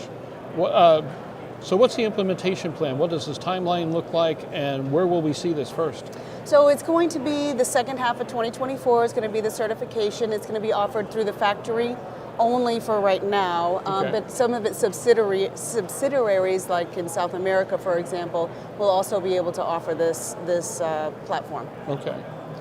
Well, in some of the operations where you've got EMS in particular, where you got to go, and in some Right, cases may not exactly. even be a matter of what's legal IFR, it's what will get you through it in case you're in a position where you couldn't avoid it. I mean, That's- number one that's gotta accidents. be God's work. Right. Number one's accidents in helicopters, inadvertent IMC or loss of control, and being able to have IFR capability and having pilots who understand that looking at their instruments and trusting their instruments is going to save lives. So, What are the elements of your installation at this point, and how did you attack each?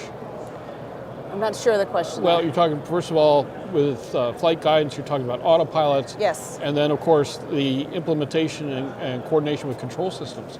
That's a big job. It is a big job. So it is a full avionics suite. So it does have our EFIS displays. It's got dual EFIS displays. It's got our radios installed. It has our sensors installed. And then, of course, you mentioned the autopilot, and it has our 3-axis autopilot as well. Now, in this particular case, is the autopilot a scenario where it's going to provide flight assistance and stability augmentation? It does provide stability augmentation, and it has also the upper mode, so it will allow for indicated airspeed holds, vertical speed holds, altitude hold, heading hold, navigation hold. What's really cool with our EFIS is when it's paired together, you get en-route VNAV as well. And Okay. we talk about special missions, so we have STAR patterns, and it'll actually fly the STAR patterns, so a pilot can actually pay attention to what their mission is and look outside for firefighting or rescue or any of that. Oh, I got to fly this. I know, right? I gotta fly The this. autopilot's flying it for you. Well, that's cheating, but it still sounds It like a lot of is. fun. I mean, one of the biggest objections I hear is people get their helicopter licenses to fly the helicopter, right? But my comment is, you never know when you're going to need something to save your life. And Well, when you're working, workload issues, Right. people don't understand that Right. an autopilot is an aid, not necessarily an excuse, but more important than anything else, you have a workload that at times can just get obscene. Yes. And you Yep. need to let George do it. Right, And- right. And helicopters are inherently unstable. I mean, that's why we have SAS systems. As are most of our operators, but yeah. Yes. Been in that industry a little too long. Right. So where do you go from Airbus? Are you going to continue with some of the other aircraft in that line, or are you looking to branch out? We would love to. New programs pop up, and we like to bid on those. We're certainly growing our portfolio of OEMs and programs. And most notably, we recently have announced a whole digital radio suite. And so we're pursuing that market as well. It's a very slim line radio that combines nav, marker beacon, and VHF. We What also market have are a you targeting there? UHF. Again, special missions. That's Yeah. really our niche, right? Yeah. But some of the older avionics, like the Honeywell 909 UHF radio. This is not a plug and play, but it's certainly an easy retrofit, and at a price point that's approximately what it's going to cost you to repair one of those radios. So it Oh, makes okay. sense to install, Move on get a up. brand new warranty, and again, very slim line LRU. Yeah. New technology, digital this, Yes, digital that, yes. meantime between failures that go way up. Yes, exactly. Yay. Exactly. Holy smoke, you guys have been on the march. We What have. else is new out there? Obviously, the autopilot business itself has been a backbone issue. Where are you going with that? Anything new in the works? So we are working on a 4th axis for our helicopter autopilot. So Okay. that's going to add in hover, hold, and deceleration Oh, to a be hover. still my heart. I know, and collective control. So yeah, moving on up in the capabilities of the IFR system to add that 4th axis, and that's kind of super exciting. We're doing that with our partners Metro Aviation on the EC-145E, and then also XP Services on the U-860 Blackhawks. Well, I'll tell you what, sounds like a really full plate. I'm fascinated by what you're going to try to do with 4th axis, because this was science fiction a couple of years ago. It was. And, And look, we know where aviation is going, right? We've talked about UAVs, optionally piloted aircraft, the Autonomy, technology. autonomy, yes, autonomy. Yes, exactly. And so we don't want to be the pioneers, but we don't want to be behind the curve either. We want to make sure that we kind of have the technology so that we can be there when the regulations actually start hitting, because that's the big thing, right? We got to wait for the regulations to tell us what is actually going to be required for automated flight. What's been your experience on the regulatory environment over the last couple of years? Are you seeing slowdowns? Are you seeing gaps? What's happening at this point? I don't want to get myself in trouble here. But yeah, we've seen slowdowns. I mean, I think especially with the health crisis that we had a couple of years ago and people working from home, everything kind of slowed down there, and it's just not gotten back to where it used to be. Getting back up to speed is a terrible process. Unfortunately, yes. Unfortunately, on the regulatory side, we're seeing a massive slowdown, and it hurts everybody in the industry. It's not just us. It is every one of these exhibitors that you see here today. Especially when you're trying to build products that ultimately bring more safety into the industry Exactly. as well as utility. Exactly. That is unfortunate. One of the things I've asked everybody in here pretty much is talking about the hiring process right now. Are we finding a reasonable supply of qualified people either to hire or to train and hire? And of course, with programs that AEA is pushing right, left, and forward. Right. What's been your experience so far? What's the training environment or hiring environment like? The whole industry is suffering from bringing in young, interested talent. That's a known fact. And I'm going to take my Genesis hat off and put my AEA hat on because I'm a member of the board. And thank you. And that's what we're fighting, right?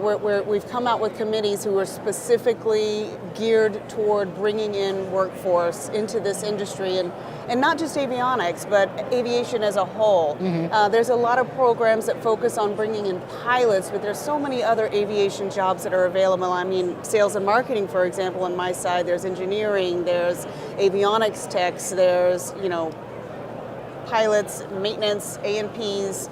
And we need to do a better job as an industry to get young people excited about what we do, because it's pretty awesome. I mean, AEA is one of my favorite show because I get to see people that I've known for 20-something years. And it's a big family reunion and a crazy community. Even though we might be competitors, which will always give you a hard gets time. Along. Yes, well, some people more than others. Great job, come on. I know. Besides, Tom Harper made me do it. I know. We've got an interview coming up at the end of the program with Patrick McManus of Next Stop, where he's looking at pushing programs to train and bring veterans into the industry.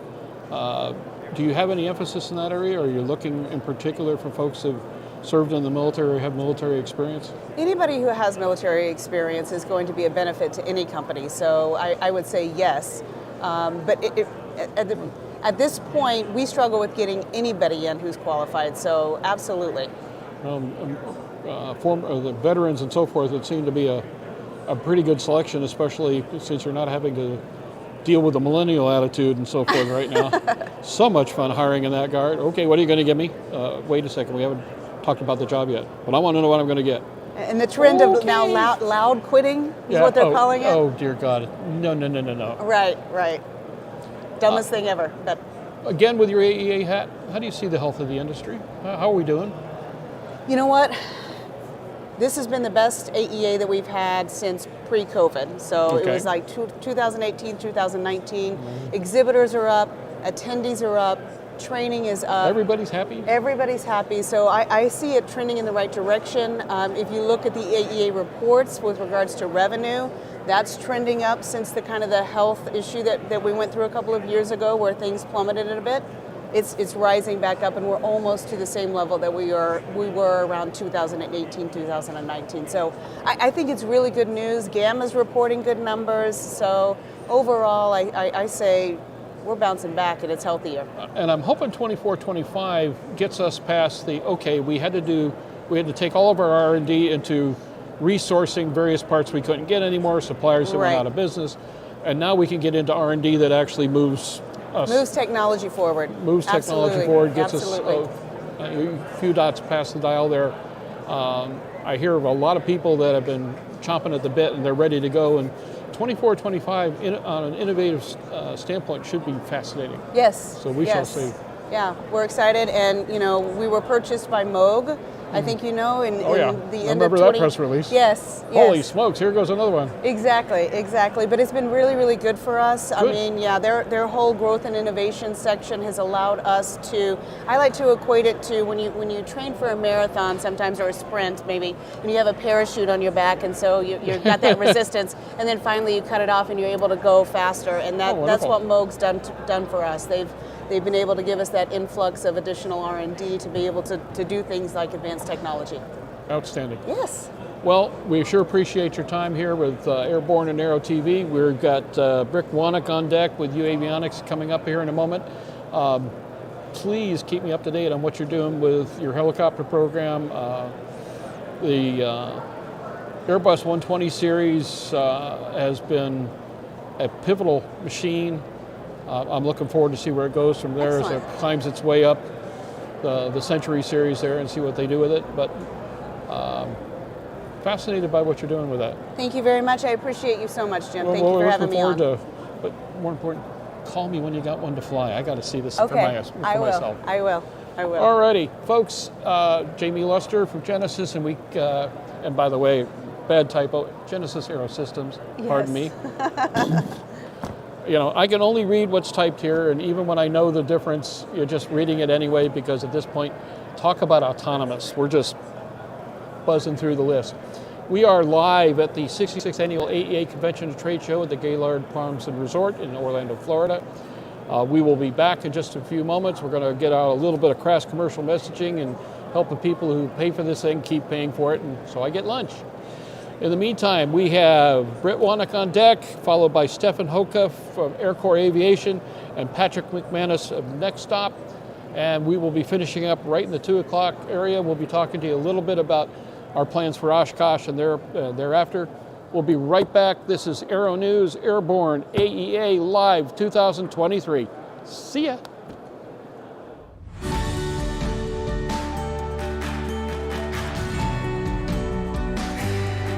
Aero-News Network's coverage of the 66th Annual AEA International Convention and Trade Show, live from Orlando, Florida, is brought to you in part by the following sponsors.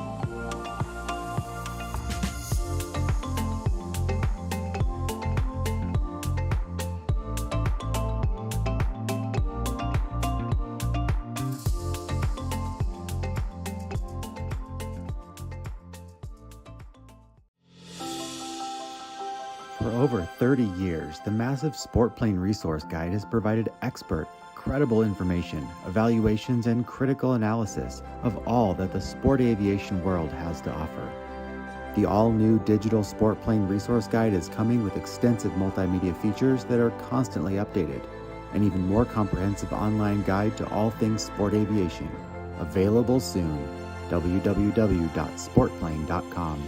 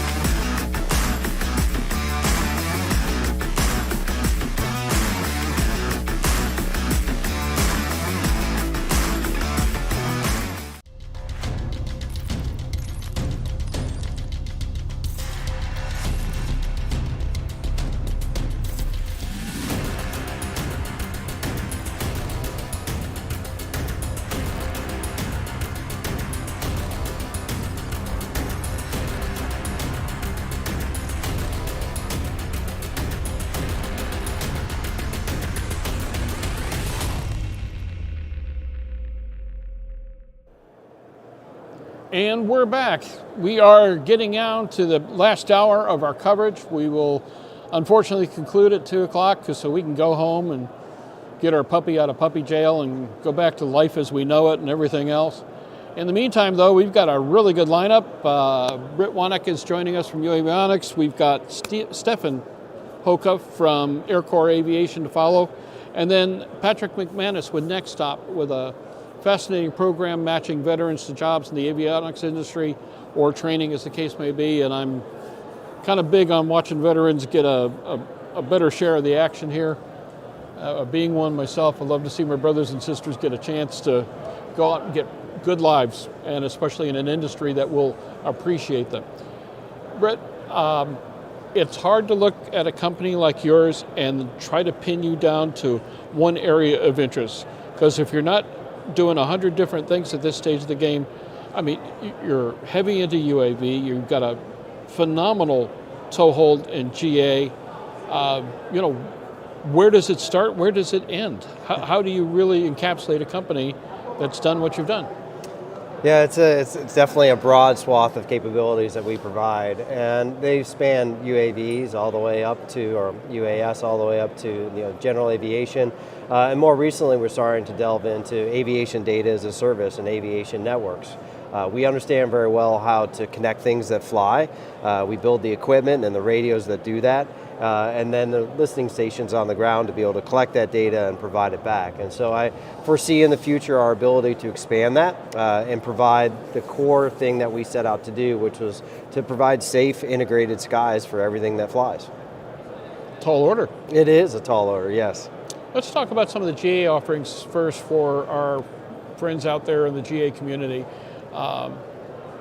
You have simplified, and for lack of a better way to put it, encapsulated what's necessary for a number of GA aircraft to get with the regs, get with the kind of data and information that they need in the cockpit, as well as what's needing to be supplied to the system. But you've done this in some really intriguing ways. I mean, tail beacon, really? Yeah. I mean, come on now. Who'd have thought? Yeah, it's our ability to provide low swap, right, size, weight, and power, and you could even add the C onto that, meaning it's very cost efficient, right? So the ability for someone to meet the regulation, replacing a tail light or replacing the wingtip light, utilizing existing Mode C transponder to be able to understand what the squawk code needed to be and meet that. Those are some very, very strong innovations, and we followed that up then very shortly with the Tail Beacon X, right, which meets your diversity requirements, and it does it in a very novel way that actually improves upon them. And so now those that want to fly in places like Canada and Europe can have a device that supports them with that. Add in the aviation displays that we have with the AV30, the AV20, and then even our newest today with the AV Mag, which is the external magnetometer. We continue to provide those things that help improve the flying experience and make it safer for those that are in the skies. Well, I've joked with a couple of the companies here that were really expanding in a number of directions about their intent on world domination, but you guys are doing it.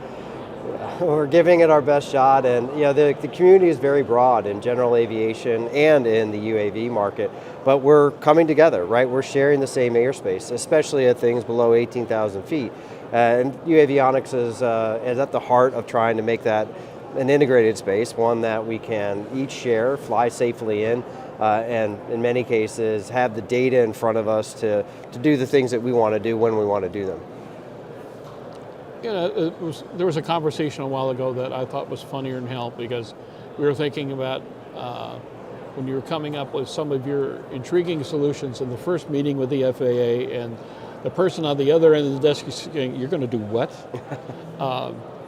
The innovators in this industry often have a kind of tough road up, because we're dealing with a very conventional set of regulators and the people performing the jobs for those regulators who come from a fairly conservative industry. So when you're out there to shake them up, that had to be a really interesting sales job, for lack of a better way to put it, on the folks that ultimately had to approve it all.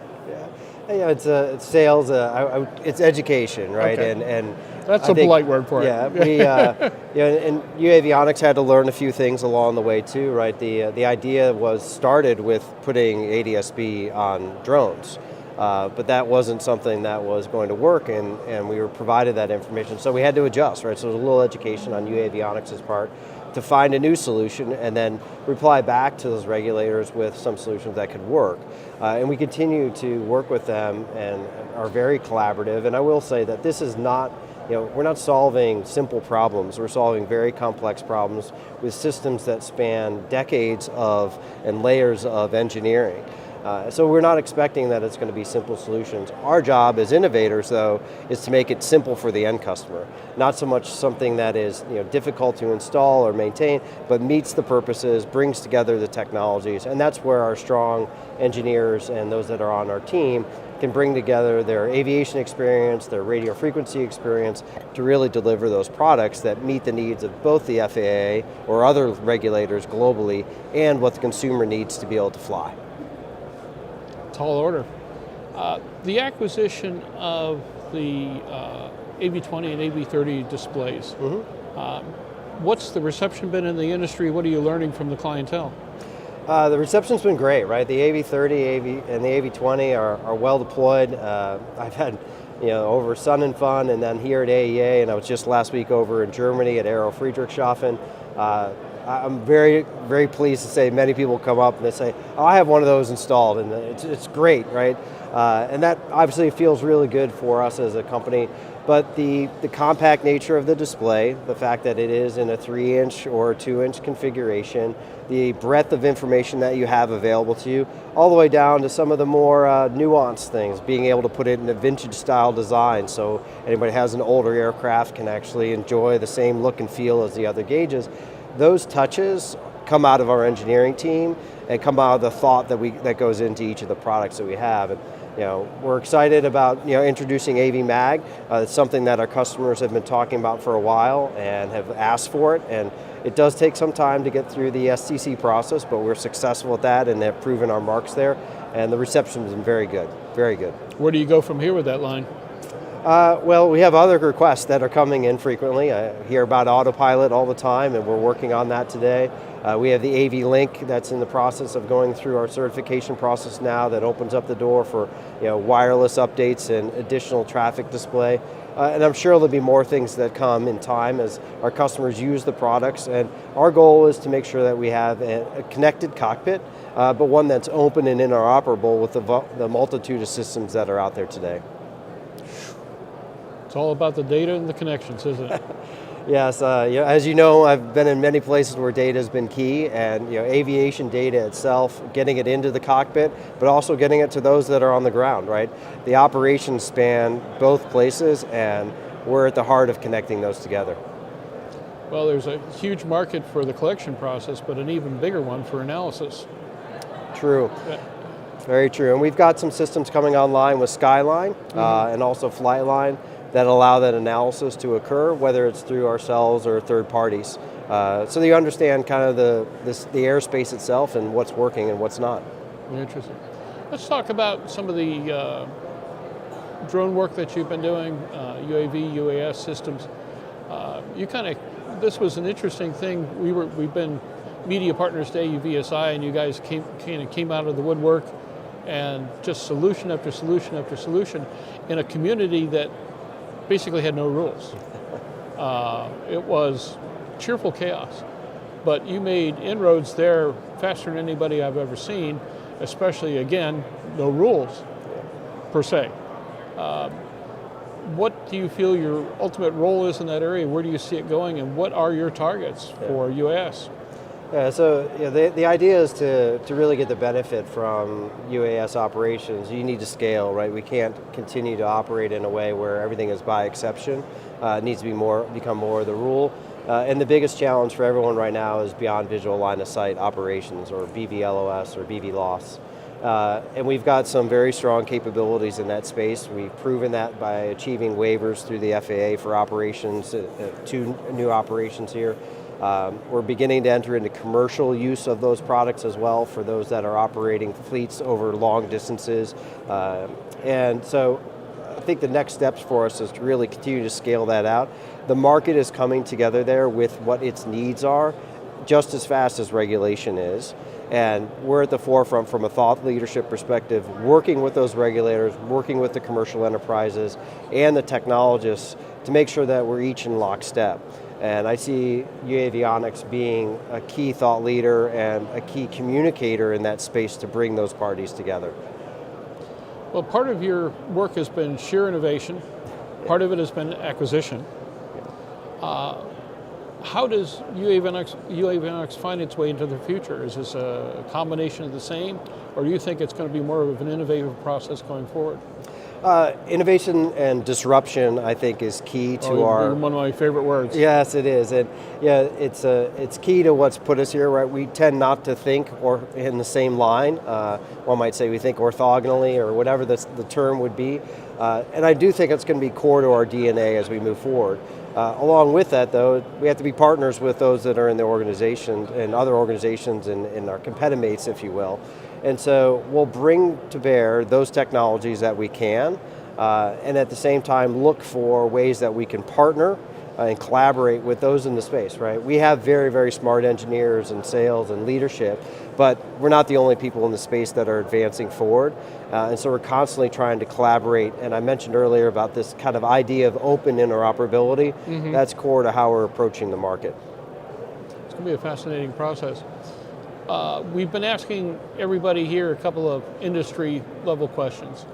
One is hiring right now. Are you finding the kind of people you're looking for? Has the industry kind of recovered from the pandemic slump in regards to the amount of quality of people available? And where do you see the lack? What else do we need to do to build a healthier industry for the future? I have a bit of a personal approach on this in that I have two nephews that are involved in aviation at very early ages. So I do see the opportunity to bring a younger generation in. The engagement with them is critical, and I think there's a lot of focus on them becoming pilots at the moment, and certainly there's a shortage of that. But the need for aviation technicians, whether that be designers through those that are fixing and repairing aircraft at the repair stations, is definitely key. It's the lifeblood of what makes it work for us to be able to sell and install new equipment. From that perspective, right, there's still a gap. And we need to do more in engaging with the youth and the community to be able to bring that forward. And that's a responsibility that we can do collectively. There are lots of universities and lots of schools that are open to sharing that type of engineering, and we have a responsibility as a company and those in the organization at AEA to help provide that level of information so they can introduce it into their curriculum.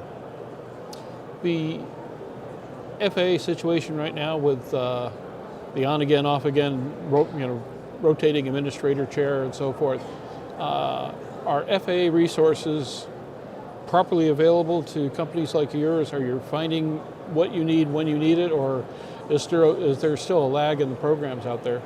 I would say our relationship with them is great, and in the essence that we know what we need to get done, we understand their resource constraints, and we live under our own. Yeah. And so when you approach it from walk in their shoes for a little bit, you can understand where things need to slow down or where they need to speed up. Certainly administrative changes there are growing pains. We experience them in our own organizations. So I think we need to take a breath occasionally and say, all right, what's on our plate? What's the priority? Be clear about it. And when we provide those levels of communication between each other, we get stuff done. Right? We've had many STCs approved here, or many certifications done in the last few months as an organization. Would we like them to be faster? Certainly. I'm sure our counterparts in the FAA would as well. But it's a matter of working together to make that happen. Interesting. I assume we'll see you all at Oshkosh? Very excited about Oshkosh, and there's quite a few things in between. We've got AUVSI coming up with Expo here in Denver in a few weeks. Nathan will be heading out there in a matter of days. Yep. So it's a great summer. We're into the flying season, and enjoying the time with our customers and our partners. Any announcements on the schedule for Oshkosh? Stand by. Well, we've got some fun things coming along. We've been listening to our customers, so we're excited about it. Brett, I appreciate your time.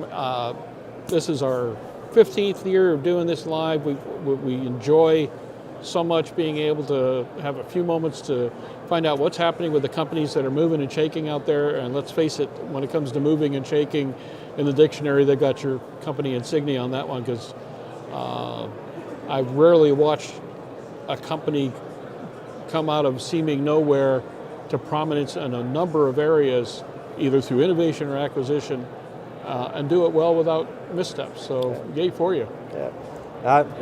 I challenge anyone to say how many, anyone that has any more ADS-B products in the space than we do, and that was a great way for us to start, and we're continuing to take a leadership role, and not only in the sales that we have, but also in the thoughts and how we bring things to bear for the market. Well, keep us up to date on what's new. We look forward to it, and once again, thank you so much for Thanks, your time. Jim, for having me. It's a pleasure. Alrighty, folks, we're going to take a quick break. We've got Stefan Hookup on the lineup here from Aircore Aviation. We will be right back. This is the 66th Annual AEA Convention and Trade Show, live from the Gaylord Palms Resort in Orlando, Florida. This is Airborne, okay, let's start from the beginning. This is Airborne, this is Aero-News, and this is AEA Live 2023. We'll be right back. Yeah, it gets to. All right, thanks.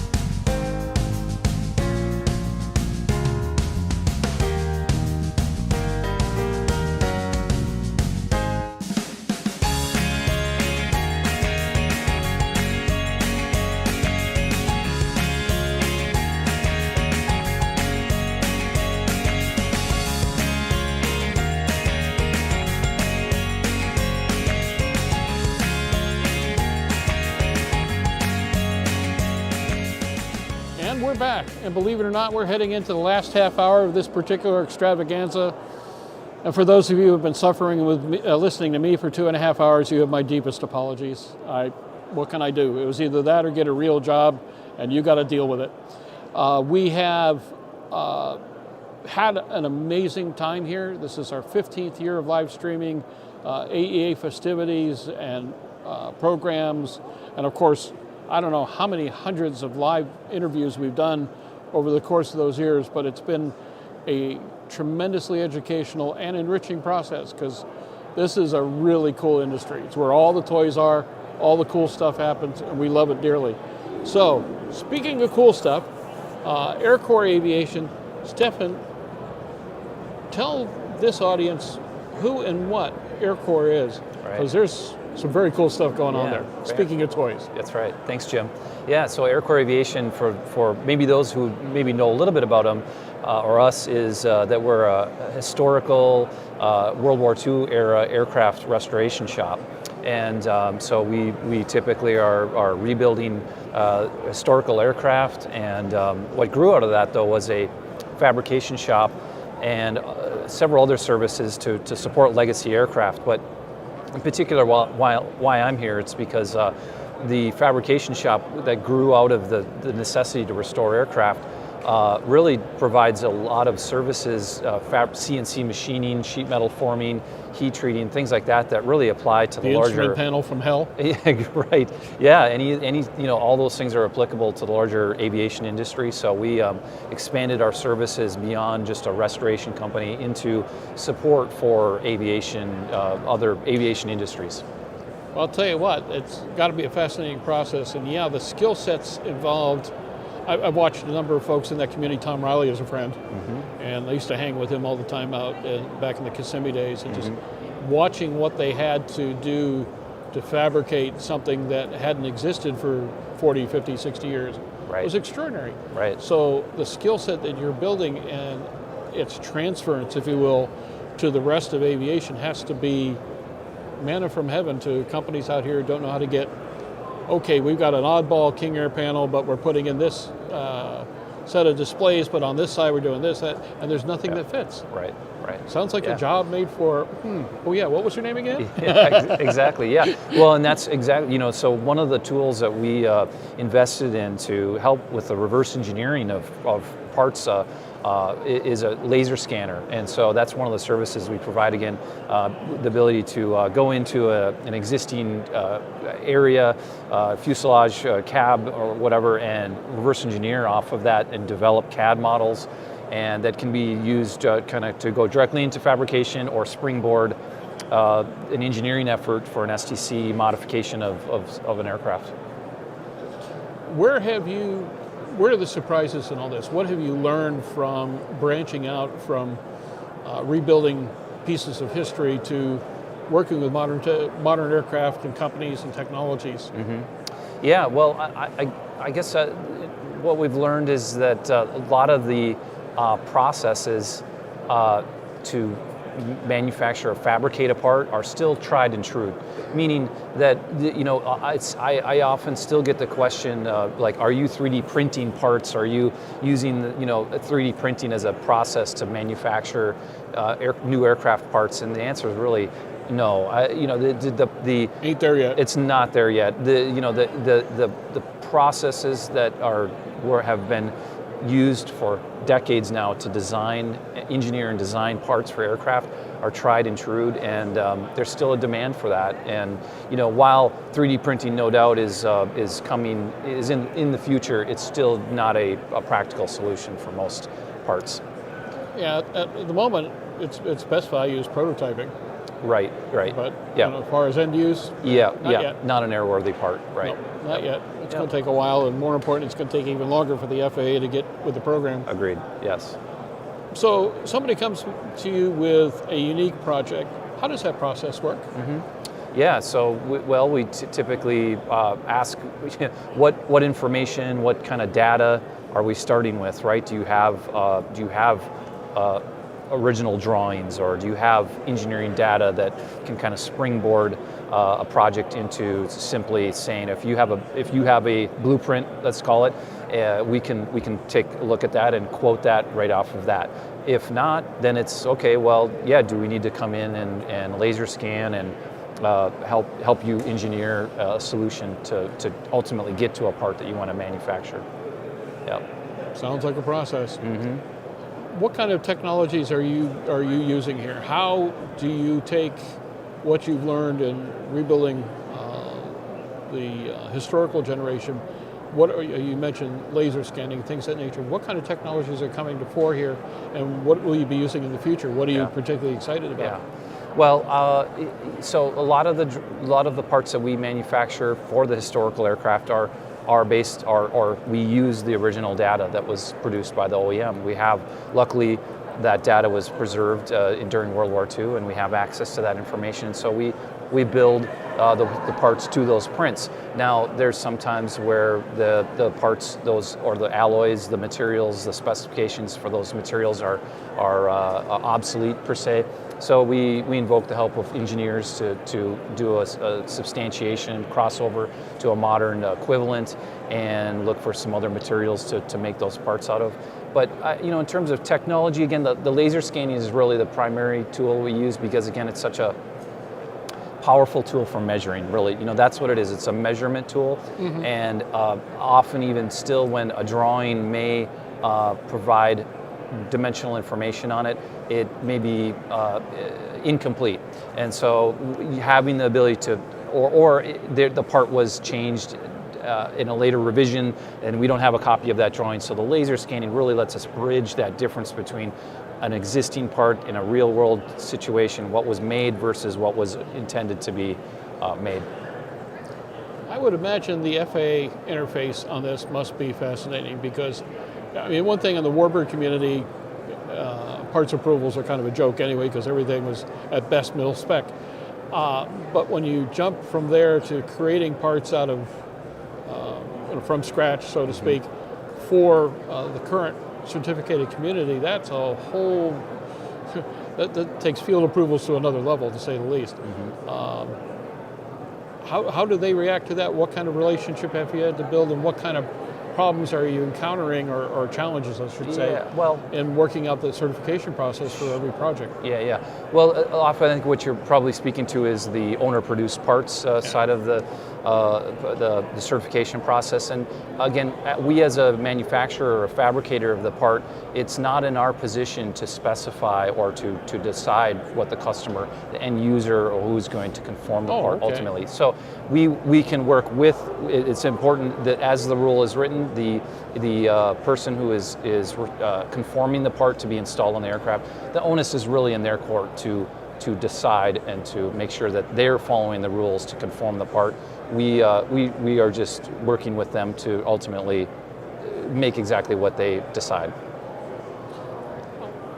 Going back for a second to the historical aspect, how did you get into that? How was the company created? Where was the need? Where was the genesis of all that? That has to be an interesting story. Yeah, right. So it actually started with my brother, Eric, who was an A&P and AI, and he was working for a charter business as an A&P, and kind of happenstance met someone who had an uncle who had a P-40 Warhawk and was looking for someone to help there's him. A name drop. Yeah, and was looking for someone to restore it, and Eric was young and ambitious and decided to move out to the location where the aircraft was, and started rebuilding this P-40 Warhawk. And through that, long story short, was just networked and met a lot of other great people in the warbird industry, and was able to start Aero Aviation with 3 other partners and produce it a really neat diversified company now that has a little over 50 people working at it. Oh, really? Yeah. My next question is just how big this thing has grown. Mm-hmm. Any interesting projects that come to mind? Yeah, well, you guys got to play some great toys. We do. Again, it's great to hear the hearsay about this new project or new aircraft that's going to be coming through. It's really fun. And most recently, P-47 Thunderbolt we just completed. And so my heart. Yeah, it is a beautiful aircraft. That was a 4-year plus restoration project. And then we're starting a P-38 Lightning next. So that's another. If you're bringing a Lightning back to life, manna from heaven. That's one of the most extraordinary airplanes ever built. Yes, no doubt. I had a long chat with the late, great, phenomenal Lefty Gardner, who just gave me the greatest lecture on how this thing really flies in the company, hanging with Bob Hoover at the time, and we're trading information and this, that, and the other, and he talked about stuff that airplane could do that was just unheard of at the time. And of course, Bob demonstrated it on a number of occasions and showed the airplane to be able to do things that everybody, you can't do that. No, and he went out and did it and just made everybody look stupid. All right. Bob was good at that. So it was phenomenal. So what's the timeline on that project? It's just kind of kicking off right now. Again, a lot of our projects, and one of the things, maybe coming back to your question about technology again, one thing that our shop really leverages the power of is the modern manufacturing process, in that parts are made from CAD models, right? Years ago there was a lot of other restoration shops. It was more hand making. Guys had talented skills to enable them to look at something and then shape that part out by hand. Now we're using the power of a CAD program to model that part, model the entire airframe, build an assembly, and then build tools and things like that to support making those types of parts and output them. So anyways, long story short about the P-38, it's just in its infancy of CAD development right now. That'll take years of time really, but fabrication will be starting. In fact, we have started some of the fabrication kind of in conjunction. So it's going to be a multi-year effort, no doubt. Of course. How much of an airplane are you starting with? Very little. Yeah, it was there. There was. Yeah, there's. I got a data plate. Yeah, exactly. Yep, exactly. And that's really what I think you'll find fascinating. Hopefully this summer at Oshkosh, for example, our P-47 will be there. I mean, that thing. You have to give me a tour. You realize that? Yes, that was no part doubt. of the gig here. Yeah. Okay. Give me a tour. No more interviews. No more. We don't talk to you anymore. Right. We got it. We got to no doubt. touch it at least once, tenderly. Sounds good. Oh my goodness, that's going to be great. Any other projects of note? There's more Mustangs in the shop.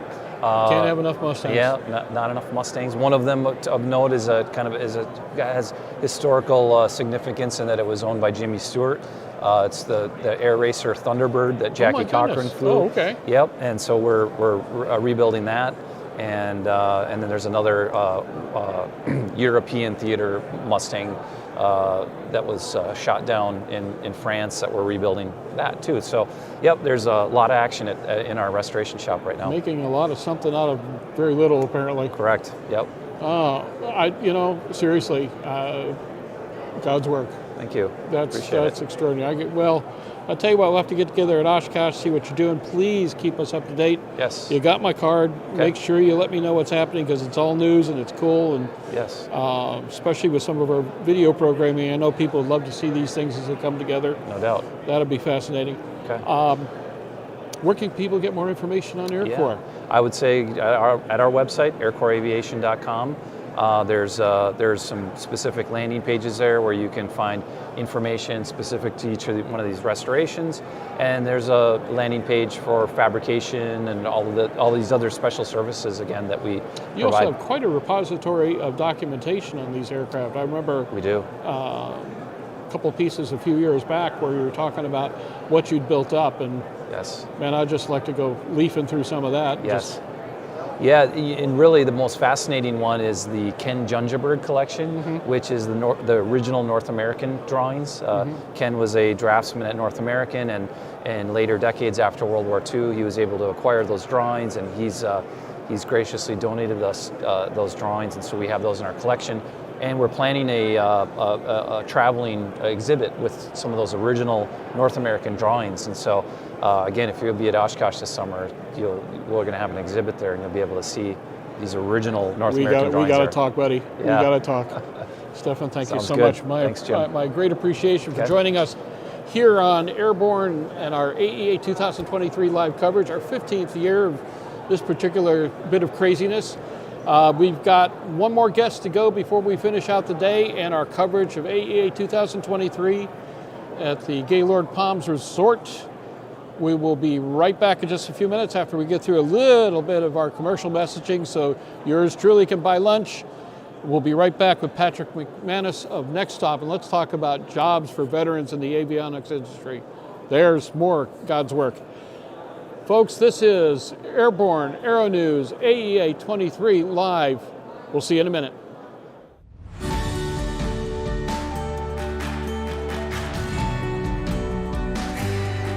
Aero-News Network's coverage of the 66th Annual AEA International Convention and Trade Show, live from Orlando, Florida, is brought to you in part by the following sponsors.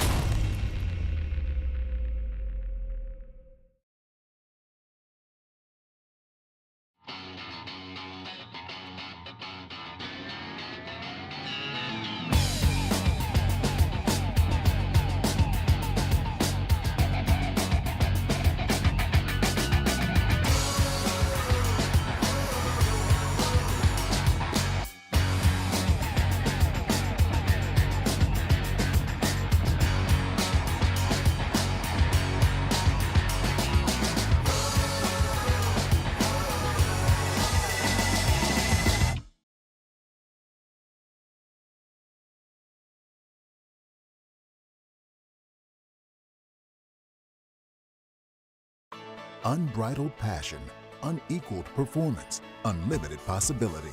Hartzell Aviation, you are cleared for takeoff. Introducing Hartzell Aviation, leading general aviation companies united by the Hartzell guiding principle of built on honor, a commitment to uphold the highest standards in quality, performance, and support. Hartzell Propeller, Hartzell Engine Tech, Hartzell Aerospace Welding. We are Hartzell Aviation. Now boarding at hartzellaviation.com.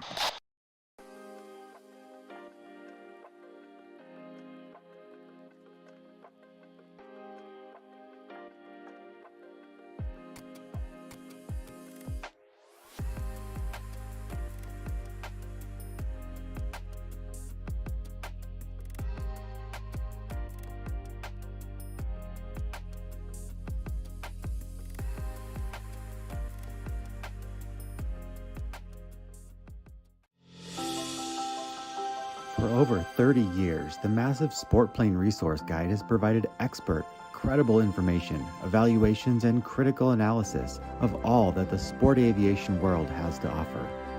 The all-new digital Sport Plane Resource Guide is coming with extensive multimedia features that are constantly updated, an even more comprehensive online guide to all things sport aviation. Available soon. www.sportplane.com.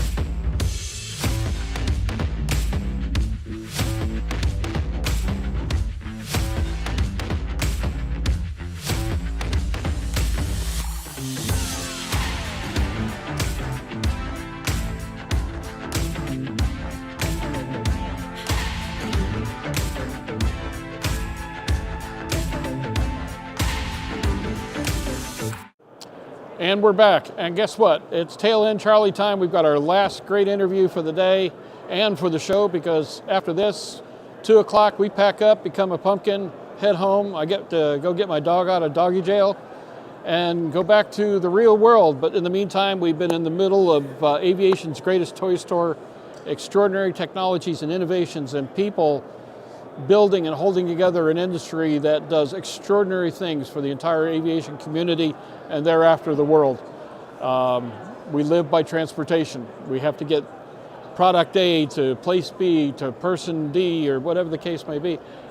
This industry matters. And speaking of mattering, I am pleased to present Patrick McManus from Next Stop. You caught my attention the other day. There's a neat little sign. We're in the middle of talking and I'm looking at what you're doing, but providing solutions for veterans. If there's a more important job around there, I'd like to know what it is. Patrick, tell us about the Next Stop program and what we really need to know about what you're doing and how we can support it. So Next Stop is a 501c nonprofit. We started back in 2015, and we found there was a gap in services for E3s and E7s. So we started, and that's where our focus group is. And our main goal is to put talented veterans into the industry. Industry here being aviation. So we almost got 3,500 hires since our inception. We've been able to grow more and more, and it's probably my favorite job. My favorite job in the whole world is saying congratulations to a veteran that I helped put to work. Wow, that's got to have some sense of satisfaction. Oh yeah, it's great. I'll bet. Where did this come from? How did this organization get created, and more important, how did it derive its direction? It was started in 2015, kind of in the energy area, with some initial seed money, and it was primarily in Houston, and then in Texas, and then we expanded to grow into Louisiana, Florida, and now we have someone working on the East Coast. We cover all 50 states, but our locations where we have people, we all work remote, but Texas, Louisiana, and North Carolina.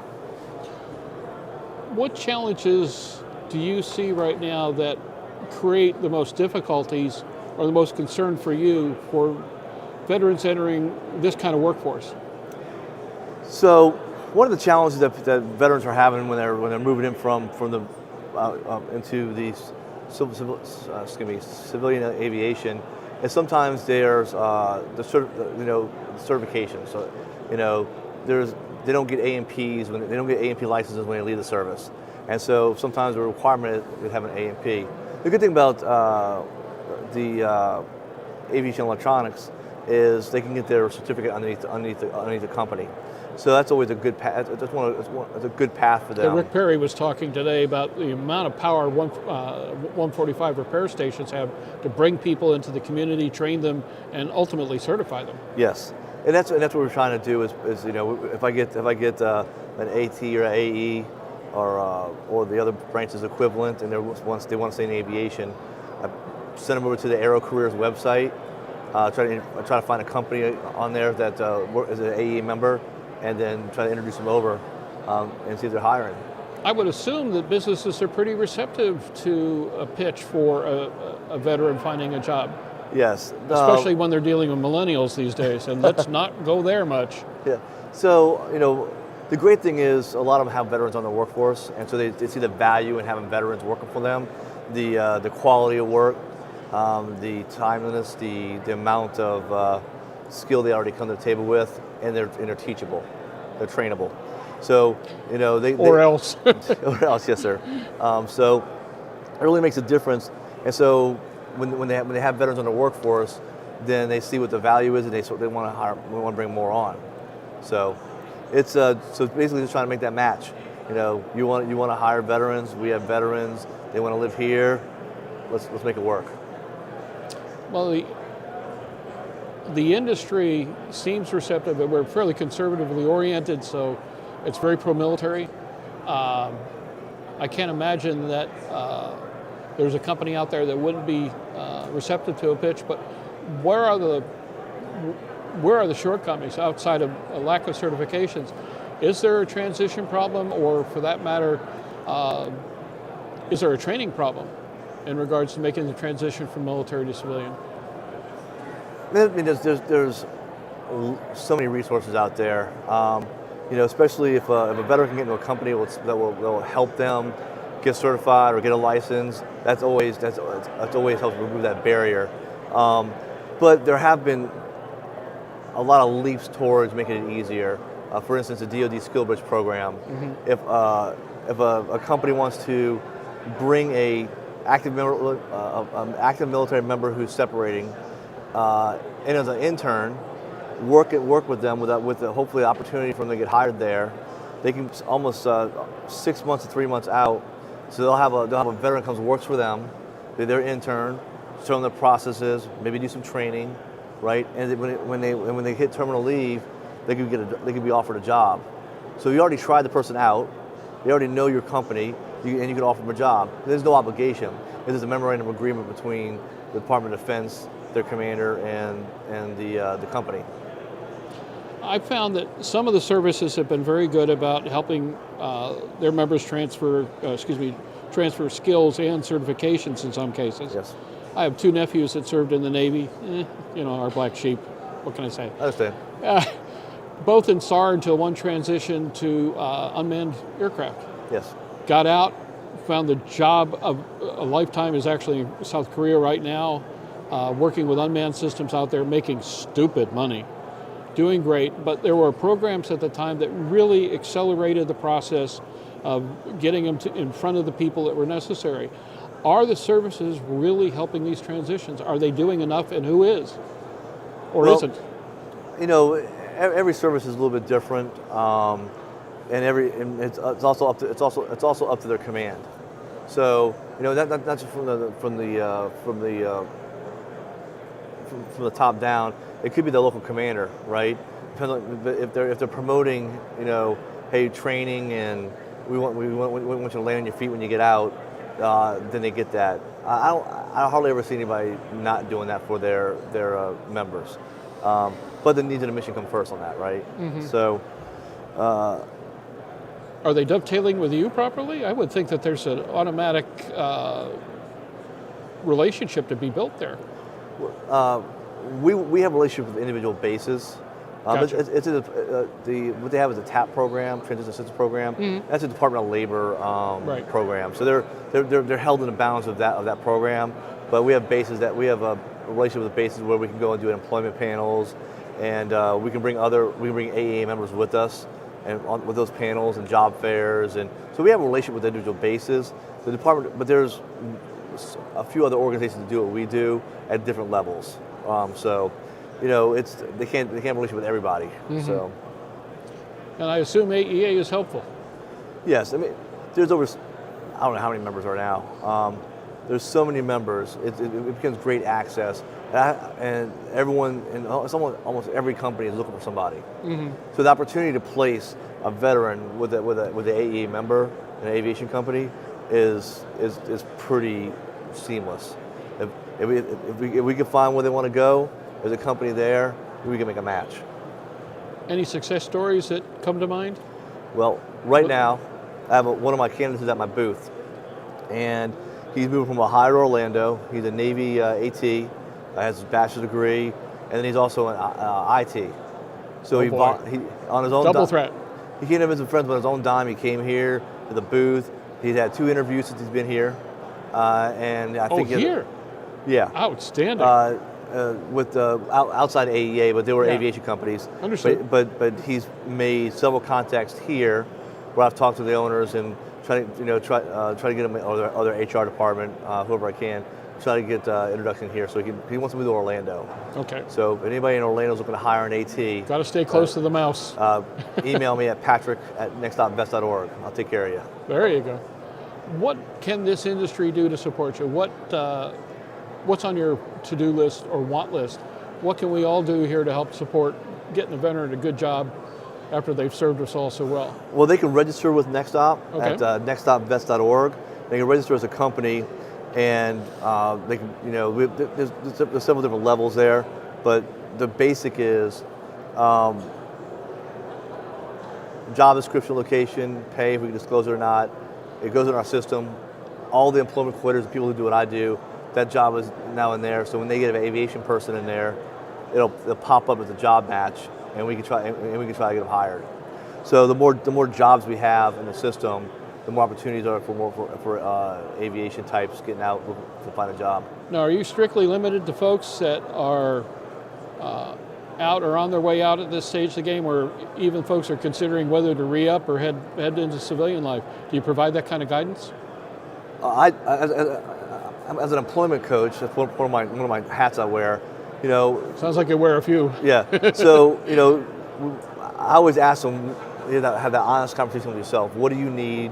What do you want to do? And I've had guys like, Patrick, I was re-enlisting. I appreciate it. If I want to go get back out, I'll get you. Or hey, I really don't go to college. Well, you should go to college then. Maybe you go to college, get that degree, come back out, and let's work with you. Can be done. It's what the individual needs. I'm in this work to help veterans, right? So whether I place them in a company or I help them along with something else that they need, via a job or opportunities or resources, that's what we do. Fascinating. For the folks out there, if you would again repeat how people can get a hold of you, either veterans or folks looking to support your work, how they can help, how they can contact, how they can get a hold of you to work with the Next Stop program. Sure. You can email me at patrick@nextopvets.org, or you could log on to our website and register as an employer at nextopvets.org, and you can find me on LinkedIn. I'm all over the place. There you go. Well, I'll tell you what, near and dear to my heart, I'm happy to see this kind of effort, along with so many of the other efforts that are out there in various areas of aviation. Aviation has embraced our veterans, our brothers and sisters in so many ways, but there's never enough. And I'm so sorry, I really wasn't aware of what you were doing until recently, but I will keep up with you, and I'm going to make you a promise to keep me up with you news-wise. We'll be very happy to promote or let people know when you've got announcements or news or events or programs that we can bring to the rest of the industry and the hundreds of thousands of folks that we reach through Aero-News and Airborne and all of our other programs, and hopefully help you a little bit. All right, thank you very much. Well, thank you. I appreciate your service, sir. Thank you. All righty, folks. Guess what? We are done, almost. Let's talk a little bit about where we go from here. We are 80 some odd days out from Oshkosh. Aero-News, of course, will be there with our usual cadre of 30-ish people, 25, 30, whatever it turns out to be this year. How many people show up and how many airlines lose our people on the way? Yeah, I'm talking about you, Southwest. This year's Oshkosh should be extraordinary. Sun and Fun was up about 20% from what I understand. Oshkosh is expecting better numbers and extraordinary opportunities. Of course, Oshkosh will have to have the same kind of weather that Sun and Fun had, which was extraordinary all week long. Rarely got wet. It was not your typical Florida. So Oshkosh this year, we will be there with our morning brief live every morning about 0900. We will be there with Airborne every evening with the wrap up of the day's activities, the best news and features we can find. Aero-News every day, dozens of stories online. The Prop Wash newsletter every night, wrapping up everything that we've written or done or videoed. In other words, it's a hell of a job, but real simple. If I had to get a real job, I'd be in big trouble. This is an extraordinary process, and I need to give thanks to the man behind the curtain. Nathan Cremasino is our chief videographer. He does extraordinary work for us. He has for all of the 15 years we've been doing this, and I can't tell you how valuable one really good person can be when they know what they're doing all the time. The joke around Aero-News has been the impossible is just a little bit more for Nathan to do, and it's been great. We've got T. Woods behind the camera. T, wave at the camera. And of course, Jana Phillip working in marketing communications, Mark Mamelson and Zach Hewitt on editorial back home. And then, of course, Holland Lee, who is doing Airborne every day and is probably going to be sending me an Airborne to critique in a few minutes. And, of course, best of all, my boss, my wife, Masako, who keeps everything straight, has organized this exceptionally well and actually made me get here on time and do what I need to do. There is no Aero-News without Masako or without any of these people, and we appreciate them greatly. Near future, we will be unveiling the public release of the first several hundred pages of the all-digital sport plane resource guide, a program we've been doing for 30 years. The last time we did that in print form, the book was this thick and 1,100 pages and 6 pounds, and we're never doing that again. From here on, it's all digital, it's updatable, it's bigger than we've ever done, probably close to 2,000 pages, and it's going to take us the better part of the next year to complete it. But I promise you it will have all the how-tos, all the directories, all the resources that you've come to expect, and far more. In the meantime, Airborne is expanding. You'll be seeing additional Airborne programs.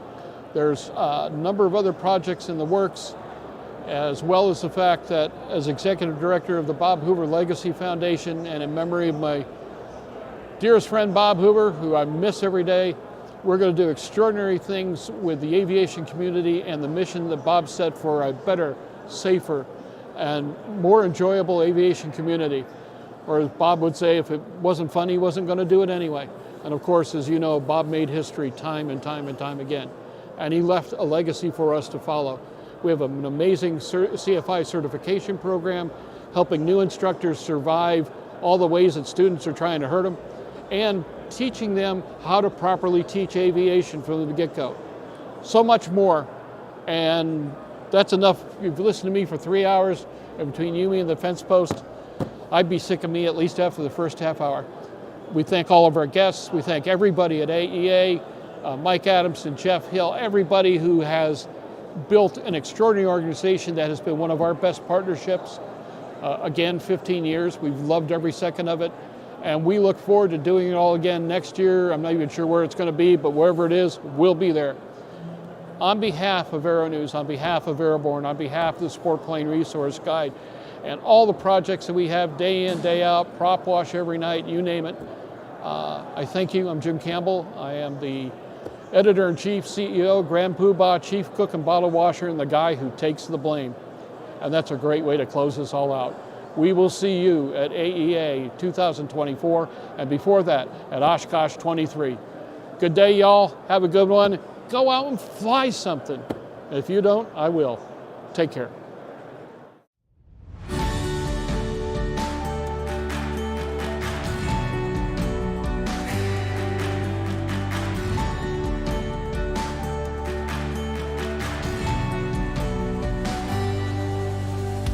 Aero-News Network's coverage of the 66th Annual AEA International Convention and Trade Show, live from Orlando, Florida, is brought to you in part by the following sponsors.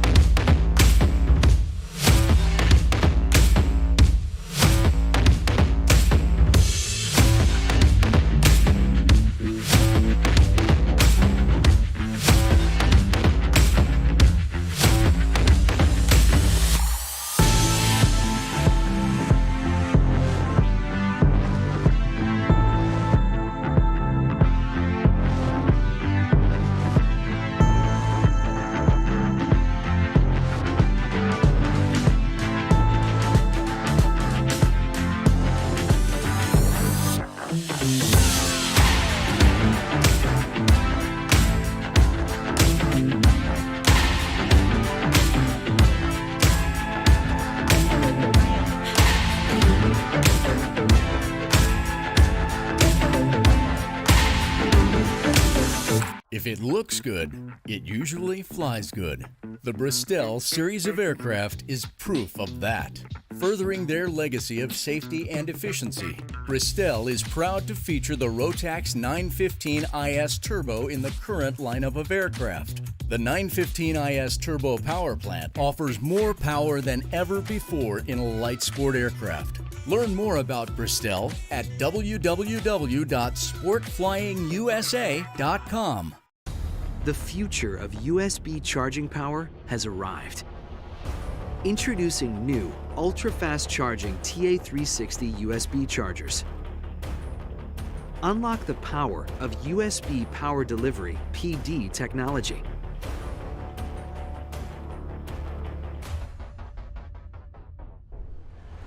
Max power.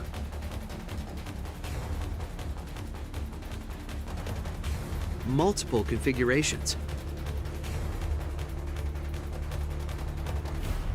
In-seat cabin, cockpit, and galley USB power. And a direct upgrade for all True Blue Power USB chargers, compatible with any USB electronic device. Easy to install. Backed by the best. True Blue Power, the USB experts.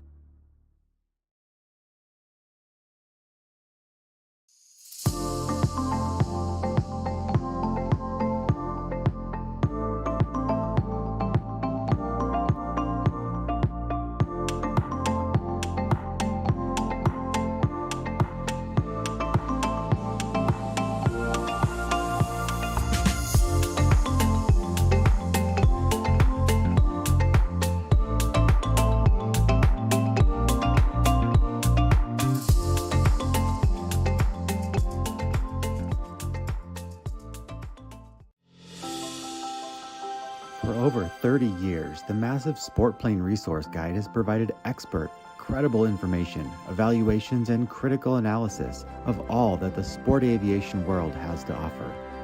The all-new digital Sport Plane Resource Guide is coming with extensive multimedia features that are constantly updated, an even more comprehensive online guide to all things sport aviation. Available soon. www.sportplane.com.